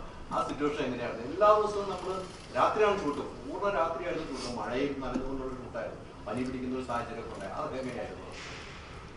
അത് എനിക്കെന്താ വെച്ചാൽ നമ്മൾ ഷൂട്ട് ചെയ്തുകൊണ്ടിരിക്കുമ്പോൾ സത്യം പറഞ്ഞാൽ അതിൻ്റെ ഇടയിൽ ബ്രേക്കുകൾ എടുക്കുക എന്ന് പറഞ്ഞാൽ ഒന്നും നമുക്ക് അങ്ങനെ ബ്രേക്കുകൾ എടുക്കാനായിട്ട് അത് ഭയങ്കര കൺവീനിയൻസ് ആണ്. അങ്ങനെ ബ്രേക്ക് എടുത്ത് വിശ്രമിച്ച് ബാക്കി ഷൂട്ട് ചെയ്യാൻ. പക്ഷെ അത്രയും കൺവീനിയൻ്റ് ആയിട്ട് ഷൂട്ട് ചെയ്യാൻ മാത്രം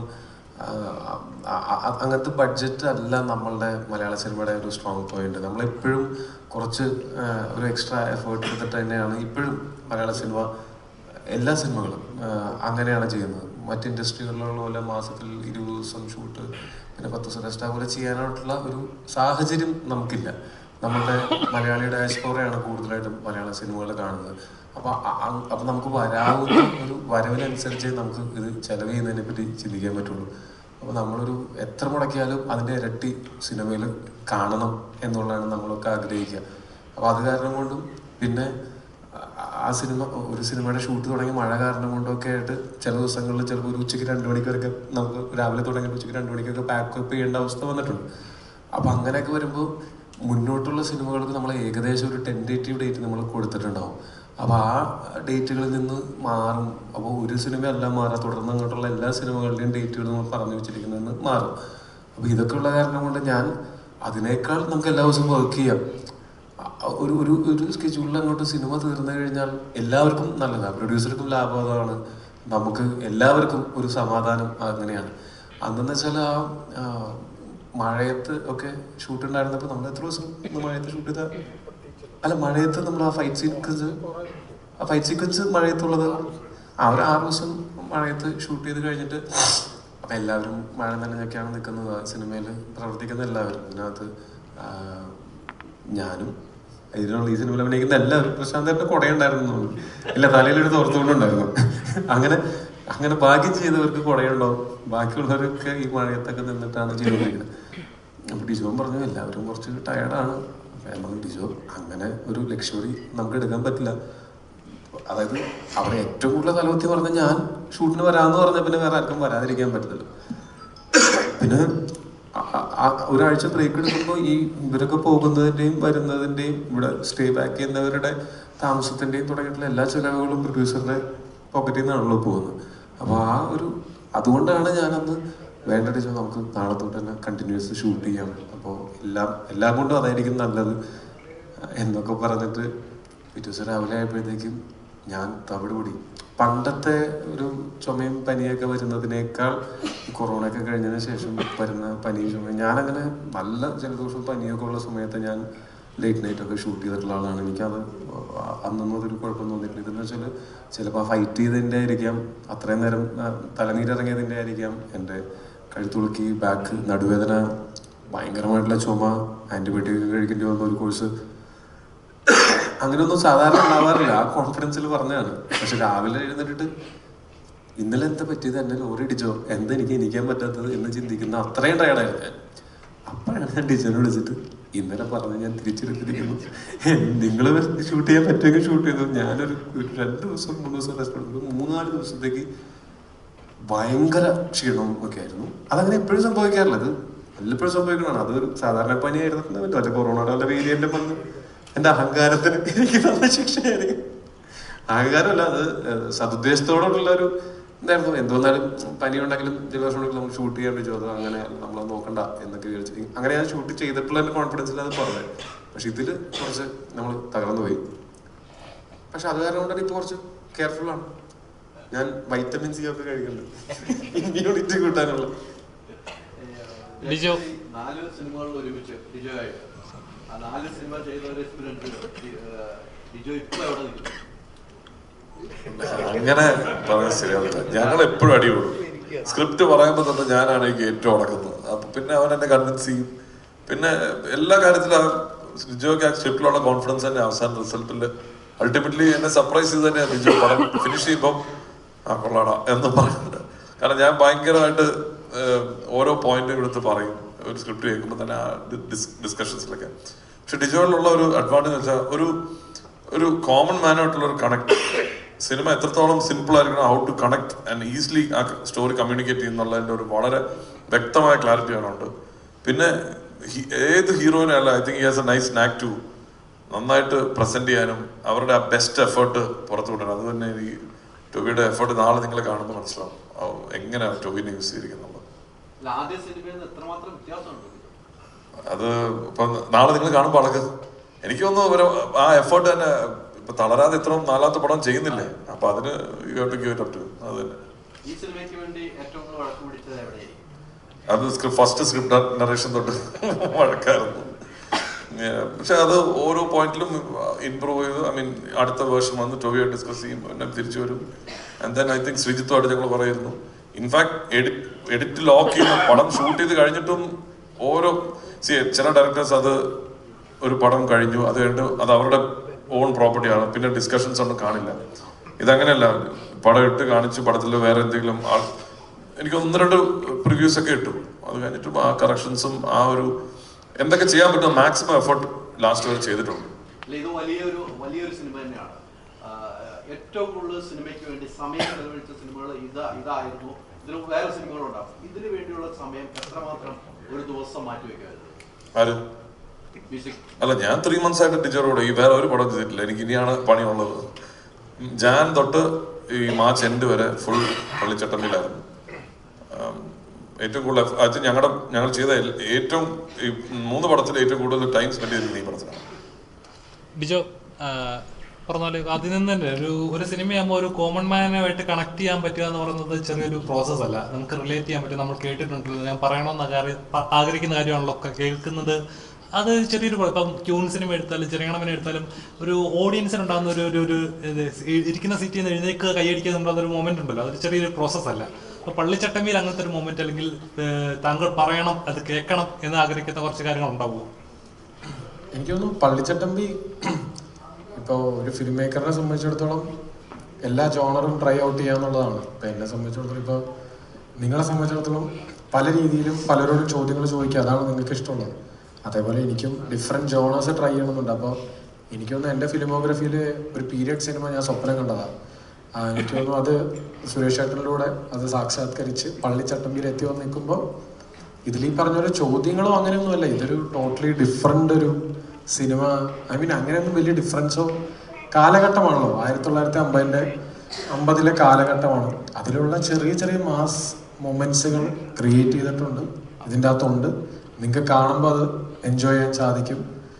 കോമൺ മാനെ കണക്റ്റ് ആവുക എന്ന് പറഞ്ഞാൽ ഈ സിനിമയിലെ കഥാപാത്രങ്ങൾക്കും കണക്റ്റായി സ്വാഭാവികമായിട്ടും പ്രേക്ഷകരായ നാളെ നിങ്ങൾ ആ വേൾഡുമായിട്ട് സഞ്ചരിക്കാൻ തുടങ്ങിയാൽ ഉറപ്പായിട്ടും നിങ്ങൾക്ക് കണക്റ്റ് ആവും. അതാണ്. റൈറ്ററാണ് സാർ, നമസ്കാരം. സാർ ഇപ്പം ഷിക്കാർക്ക് എഴുതിയ സമയത്ത് അല്ലെങ്കിൽ നമ്മളിപ്പോൾ അതിപ്പോൾ ഓരോ കാലഘട്ടം ഓരോ റെപ്രസെൻറ്റേഷൻ ആണ്. അപ്പോൾ ഇപ്പോൾ ആളുകളുടെ ചിന്താഗതികൾ മാറും, അല്ലെങ്കിൽ ചെയ്യുന്ന വാക്കുകൾ മാറും, പറയുന്ന എല്ലാം എൻ്റെ ഡിഫറെൻ്റ് ആണ്. അപ്പോൾ എത്രത്തോളം കെയർഫുൾ ആണ് ഒരു സ്ക്രിപ്റ്റ് എഴുതുന്ന സമയത്ത് സാർ? എങ്ങനെയാണ് ഞാൻ വിചാരിക്കുന്ന പോലെ തന്നെ ആയിരിക്കും പ്രേക്ഷകൻ സ്വീകരിക്കുക എന്നൊരു പ്രോസസ്സ് ഉണ്ടല്ലോ, എത്രത്തോളം ടഫായിരുന്നു അത്? ഈ സിനിമയെ കുറിച്ചാണ് പൊതുവായിട്ട് ഓരോ വിഷയത്തിലും നമ്മൾ സമീപിക്കുന്നത് ആ വിഷയം എന്താണോ ആവശ്യപ്പെടുന്നത് അത്രത്തോളം ഒരു അവധാനതയോടുകൂടെ അതിനെ സമീപിക്കുകയാണ് ചെയ്യുന്നത്. നമ്മൾ ശരിക്കും എന്നെ സംബന്ധിച്ച് വ്യക്തിപരമായിട്ട് കുറച്ചുകൂടി കൂടുതൽ എഫർട്ട് എടുക്കേണ്ടി വന്നിട്ടുള്ള സ്ക്രിപ്റ്റാണിത്. കാരണം പ്രത്യേകിച്ച് ഇതൊരു ഒരു പീരീഡിനകത്തുണ്ട്, ഒരു രാഷ്ട്രീയ കാലാവസ്ഥ പോകുന്നുണ്ട്, പിന്നെ ഈ പള്ളിച്ചട്ടമ്പി എന്ന് പറയുന്ന ഒരു ഒരു ഒരു ഒരു കഥാപാത്രം. നമ്മൾ ശരിക്കും ഒരു ചട്ടപ്പിക്കഥയാണ് ആഗ്രഹിക്കുന്നത്. ശരിക്കും ഒരു മലയാളിക്ക് എപ്പോഴും ഇഷ്ടമുള്ള ഒരു ചട്ടപ്പിക്കഥ ഉണ്ടാക്കാനുള്ള ഒരു ശ്രമത്തിൻ്റെ ഭാഗമായിട്ട് അതിനെ എങ്ങനെ വ്യത്യസ്തമാക്കാമെന്നുള്ളൊരു ചിന്തയിലാണ് നമ്മൾ ചരിത്രത്തിൽ ഈ പറഞ്ഞ പോലെ അധികം പരാമർശിക്കപ്പെടാതെ പോയിരിക്കുന്ന ഒരു കഥാപാത്രത്തെ നമ്മൾ കണ്ടെത്തുന്നത്. അതാണ് പള്ളിച്ചട്ടമ്പി. അതെന്താണെന്നുള്ളത് നമ്മൾ സിനിമയിലൂടെ കൂടുതൽ വ്യക്തവും. അപ്പോൾ ആ ഒരു കാലഘട്ടവും ഈ ചട്ടമ്പിയുടെ ജീവിതവും അതിനപ്പുറവും ഇപ്പുറവും നമ്മൾ പറഞ്ഞു വെക്കുന്ന കഥയും ഒക്കെ കൂടി ചേർത്ത് ഒരു വലിയ ക്യാൻവാസാണ്. ആ ക്യാൻവാസിനെ നമ്മളൊരു ഡോക്യുമെൻ്ററി പോലെ അവതരിപ്പിക്കാൻ, അല്ലെങ്കിൽ ഇപ്പം ടോബി പറഞ്ഞ പോലെ ഭാഷയുടെ കാര്യത്തിലാണെങ്കിലും നമുക്ക് അത്തരം ഒരു ശാഠ്യത്തിലേക്ക് പോകാൻ പറ്റില്ല. പക്ഷെങ്കിൽ നമ്മൾ കാണുന്ന സാധാരണ പ്രേക്ഷകന് അത് ആ കാലഘട്ടമാണെന്ന് തന്നെ തോന്നണം. ആ നിലയ്ക്ക് ലാംഗ്വേജിലും ഒക്കെ അതിൻ്റെതായ മാറ്റങ്ങൾ വരുത്തി തന്നെയാണ് പോയിരിക്കുന്നത്.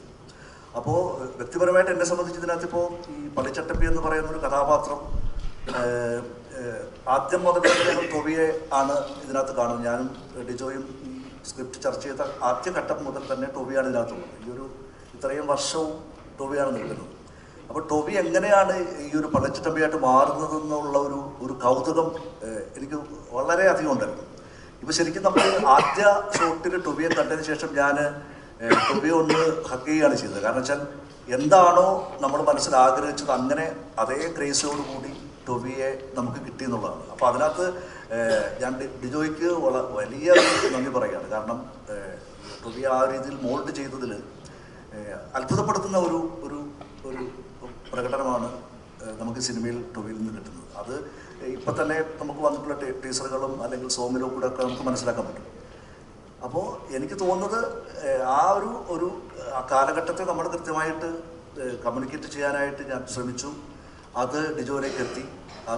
അതിനുശേഷം അതിൻ്റെ മറ്റ് ഘടകങ്ങളിലേക്ക്, സംഗീതം ഉൾപ്പെടെയുള്ള ഘടകങ്ങളിലേക്ക് എത്തി. അതിൻ്റെ ഒരു വിജയം തന്നെയായിരിക്കും ഈ സിനിമ തരാൻ പോകുന്നതെന്നാണ് തോന്നുന്നത്. ഒരു അപ്ഡേഷൻ ചോദിക്കട്ടെ. അതായത് മലയാളികൾക്ക് ടോബിയുടെ ഫൈറ്റ് കാണാൻ ഭയങ്കര ഇഷ്ടമാണ്. പക്ഷെ അത് ഈ 2026 അമൽനീരന്റെ ഫ്രെയിമിൽ കാണാതെ ഇരട്ടി മുതലാണ്. വലിയ രീതിയിലുള്ള കാസ്റ്റാണ് വരാവുന്നത്. ഷറഫുക്ക, ടൊവിനോ, നെസ്ലിനി, ശ്രീനാഥ് വാസി, ഇത് കുറെ അധികം താരങ്ങളുണ്ട്. ഈ എക്സൈറ്റ്മെന്റ് എത്രത്തോളം പടത്തിൽ ഒരു ഫ്രെയിമിൽ വരാന്നുള്ളത് പറയുന്നത്? അത് ഞാനിവിടെ ഇരുന്ന് പറയുന്നതാണോ, ഒഫീഷ്യൽ അനൗൺസ്മെന്റ് വരുന്നതാണോ ശരിക്കും എക്സൈറ്റിംഗ്? സത്യസന്ധമായിട്ട് പറയാം. എന്നാ പിന്നെ നമുക്ക് അതിന് വെയിറ്റ് ചെയ്തുകൂടാ? അല്ല എന്ത് പറഞ്ഞാലും സ്പോയിലർ അല്ലേ?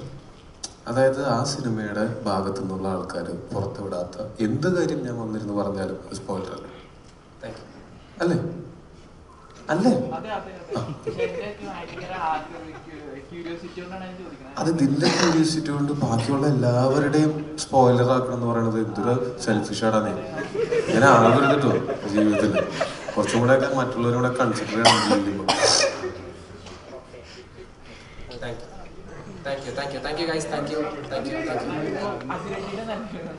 അതിരുടെ അപ്ഡേറ്റ് ഞാൻ തരാം. അതിന്റെ ഇന്റർവ്യൂ ഒക്കെ ഓൾറെഡി കൊടുത്തു തുടങ്ങിയിട്ടുള്ളല്ലേ. അത് ഈ പറഞ്ഞ പോലെ മെയ് 14 റിലീസാണ്. അതെ അല്ല, അത് ഭയങ്കര രസമുള്ള പടമായിരിക്കും. ഭയങ്കര രസമായിരിക്കും. അതിനെപ്പറ്റി നിങ്ങൾക്ക് എന്താ അറിയണ്ടത് ചോദിച്ചോ. പക്ഷെ എനിക്ക് കുറേ നാളായിട്ട് പരിചയമുള്ളതാണ് പുലിതന്നെ. ഞങ്ങൾ കുറേ നാളായിട്ട് ഫോണിലൂടെയും അല്ലാതെ നേരിട്ടും ഒക്കെ കാണുമ്പോൾ അത് കുഞ്ഞിരാമായണോ എന്തുകൊണ്ട് മൊയ്തീൻ നടക്കുന്ന സമയത്ത് ആ സമയത്ത് ആണ് ഞാൻ ആദ്യമായിട്ട് ഇനി തന്നെ പരിചയപ്പെടുന്നത്. അന്ന് മുതൽ ഇടയ്ക്ക് വിളിക്കും, നമ്മൾ സിനിമകൾ കണ്ടിട്ട് വിളിക്കും, അപ്രിഷ്യേറ്റ് ചെയ്യും. ഇതേപോലെ തിരിച്ചും അങ്ങോട്ടും നമ്മൾ സിനിമകൾ കാണും. എനിക്ക് ഭയങ്കര റെസ്പെക്റ്റ് ഉള്ള ഒരാളാണ്.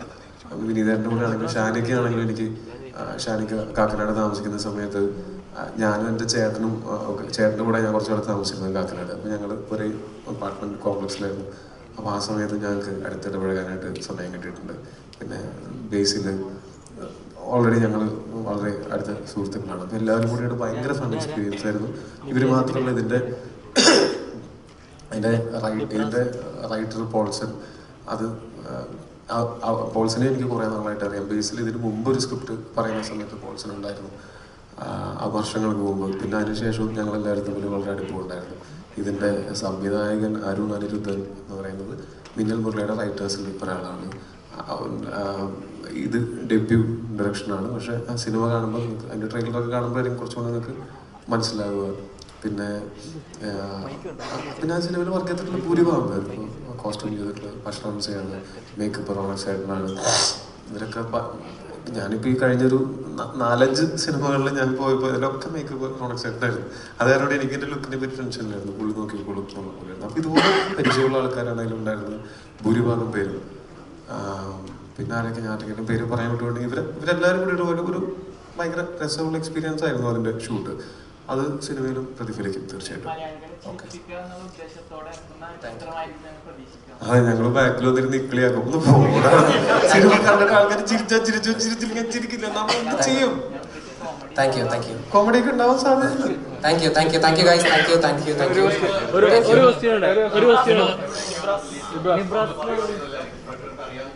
തീർച്ചയായും ഞാൻ ഒരു ഡിസ്ട്രിബ്യൂട്ടർ ആയതുകൊണ്ട് തന്നെ ഒരു കോംപ്രമൈസും ചെയ്തിട്ടില്ല. എനിക്ക് തോന്നുന്നത് one of the biggest release തന്നെ ആയിരിക്കും നമ്മുടെ സിനിമ നാളെ. ലോകം മുഴുവൻ ഏതാണ്ട് 34ഓളം രാജ്യങ്ങളിൽ സിനിമ ഇറങ്ങുന്നുണ്ട്.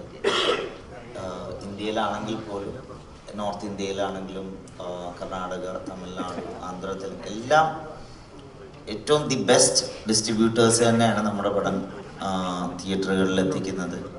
കേരളത്തിൽ ഞാൻ തന്നെയാണ് ഡിസ്ട്രിബ്യൂട്ട് ചെയ്യുന്നത്. അപ്പം കേരളത്തിൽ എനിക്ക് തോന്നുന്നു ഏതാണ്ട് 300-ൽ പരം സ്ക്രീനുകളിൽ ഇറങ്ങുന്നുണ്ട്. തമിഴ്, തെലുങ്ക്, കന്നഡ, ഹിന്ദി ഈ 4 ഭാഷകൾ. ഇന്ത്യയിൽ 17-ാം തീയതിയാണ് റിലീസ്, ഈ പറയുന്ന സെൻസറിൻ്റെ പ്രശ്നങ്ങളുള്ളതുകൊണ്ട്. ഓവർസീസിൽ എല്ലാ ഭാഷകളും നാളെ തന്നെ റിലീസ് ചെയ്യുന്നുണ്ട്. ഒരു ചോദ്യം.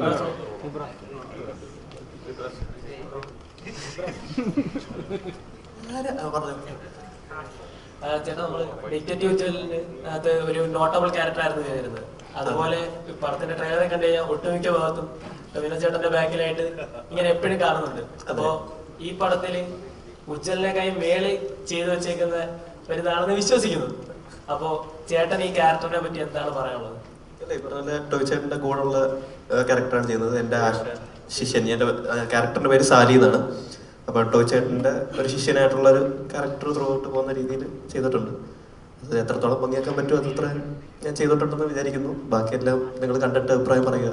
റീൽസിലൊക്കെ കാണുന്ന പോലെ കോമഡി ടൈപ്പ് ആണോ അതോ കുറച്ച് സീരിയസ് ആ ഒരു പാറ്റേൺ? ഇല്ല, ഞാൻ ഈ പറഞ്ഞ റീൽസിൽ മാക്സിമം ആ അഭിനയം ഇതിനകത്ത് വരാതിരിക്കാൻ ശ്രമിച്ചിട്ടുണ്ട്. അപ്പൊ അത് എത്രത്തോളം വന്നത് എനിക്കറിയാൻ വയ്യ. അപ്പം ബാക്കി കണ്ട് വിനോദേട്ടാ, ഇപ്പൊ ഏറ്റവും കൂടുതൽ ട്രെൻഡിങ് നിൽക്കുന്നതെന്ന് വെച്ചാൽ വാഴ 2 ഇറങ്ങി. ഇപ്പോൾ വിജയനൊക്കെ ഇതേപോലെ ഒരു കഥാപാത്രം കിട്ടുമ്പോൾ ഉണ്ടാകുന്നൊരു റിയാക്ഷൻ ഉണ്ടല്ലോ, അതേപോലെ ഏറ്റവും കൂടുതൽ വെറുക്കുന്ന ഒരു അച്ഛനായിട്ട് മാറി ആ കഥാപാത്രം ചെയ്ത സമയത്ത്. ഇങ്ങനെ ഒരു അച്ഛനുണ്ടല്ലോ, അല്ലെങ്കിൽ നമുക്ക് ഇങ്ങനെ ഒരു അച്ഛനെ കാണാൻ പറ്റിയില്ല എന്നുകൊണ്ട് അതൊരു റിയാക്ഷൻ ഉണ്ടല്ലോ. ആ ഒരു കഥാപാത്രം കൊടുക്കുന്ന ഒരു റിസൾട്ടാണ്. അപ്പൊ പള്ളിച്ചട്ടമ്പിൽ അതേപോലത്തെ ഒരു കഥ, ഒരു ആക്ടറിനെ അങ്ങനത്തെ ഒരു ബ്രേക്ക് ത്രൂ കിട്ടുന്ന ഒരു കഥാപാത്രം കിട്ടുന്ന ചെറിയൊരു കാര്യമല്ല. ഇതിലെ കഥാപാത്രത്തോളം കഷ്ടമാണ്. വാഴയില് ഈ പറയുന്നതുകൊണ്ട് എല്ലാവരും വെറുക്കുന്ന ഒരു കഥാപാത്രത്തിലാണ് വാഴയിൽ എന്നെ വെച്ചിരിക്കുന്നത്.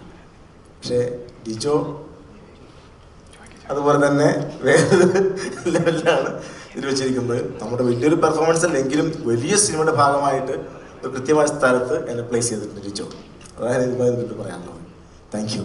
ഒപ്പം വാഴ എന്ന സിനിമ 1 ഹിറ്റായി അതിന്റെ ഭാഗമാകാൻ കഴിഞ്ഞുള്ള സന്തോഷം കൂടി ഞാൻ അറിയിക്കുകയാണ്. Thank you. ശിഷ്യനെ പറ്റി 2 വാക്ക്. ഇത്ര ചോദ്യം ഉണ്ടായിട്ട് ഇവർ ഇത്ര ലാസ്റ്റ് വരെ വെയിറ്റ് ചെയ്ത് എന്തിനാണ് എല്ലാവർക്കും ഉള്ള ക്വസ്റ്റ്യൻ കയ്യിലുണ്ടായിട്ടാണോ? ഭയങ്കര അടിപൊളിയായിരുന്നു. അതായത് ഞാൻ കുഡൂസ് മീഡിയയുടെ വീഡിയോസൊക്കെ മുമ്പ് കണ്ടിട്ടുണ്ടല്ലോ. എന്നെക്കാളും കൂടുതൽ വീട്ടിലെ പിള്ളേരുള്ള കാരണം കൊണ്ട് അവരാണ് കുറച്ചും കൂടെ നമ്മളെക്കാൾ ഇതിലൊക്കെ അപ്ഡേറ്റഡ്. അപ്പോൾ അങ്ങനെ എനിക്കറിയാം, ഞാനും പിള്ളേരും കൂടെ ഇരുന്നിട്ട് ഇങ്ങനെ ഐപാഡ് കാണുന്നൊരു പരിപാടിയുണ്ട് ഉറങ്ങുന്നതിന് മുമ്പ്. അപ്പോൾ ആ സമയത്ത് ഞങ്ങൾ കാണുന്നത് റീൽസിൽ തീർച്ചയായിട്ടും കുഡൂസ് മീഡിയയുടെ ഉണ്ടായിട്ടുണ്ട്. അപ്പോൾ ഡിജു പറഞ്ഞു ഇങ്ങനെ നിബ്രാസാണ് ചെയ്യുന്നതെന്ന് അറിഞ്ഞപ്പോൾ തൊട്ട് എനിക്ക് അറിയാമായിരുന്നു നിബ്രാസാണെന്നുള്ളത്. പിന്നെ വന്നിട്ടാണെങ്കിലും നമ്മൾ ഭയങ്കര എളുപ്പത്തിൽ നമ്മൾ സിങ്കായി. അങ്ങനെ എല്ലാ ദിവസവും അത്യാവശ്യം നല്ല ഫണ്ണായിട്ട് തന്നെയാണ്. പിന്നെ വയ്യാത്ത കുട്ടിയായതുകൊണ്ട് ഇല്ല കേട്ടോ, അവൻ വളരെ ആരോഗ്യവാനാണ്. അല്ലേ? അല്ല, ഭയങ്കര രസമായിരുന്നു. ഇടയ്ക്ക് നിബ്രാസിന്റെ സുഹൃത്തുക്കളും ലൊക്കേഷനിൽ വരാറുണ്ട്, അവരെയും പരിചയപ്പെടാൻ പറ്റിയിട്ടുണ്ട്. അടിപൊളിയാണ്. നിബ്രാസിനും എല്ലാവിധ ആശംസകളും. ഇനിയും തുടരെ ഗംഭീരമായിട്ടുള്ള കഥാപാത്രങ്ങളും നല്ല സിനിമകളിലേക്ക് ഭാഗമാകാനും പറ്റട്ടെ എന്ന് ആശംസിക്കുന്നു.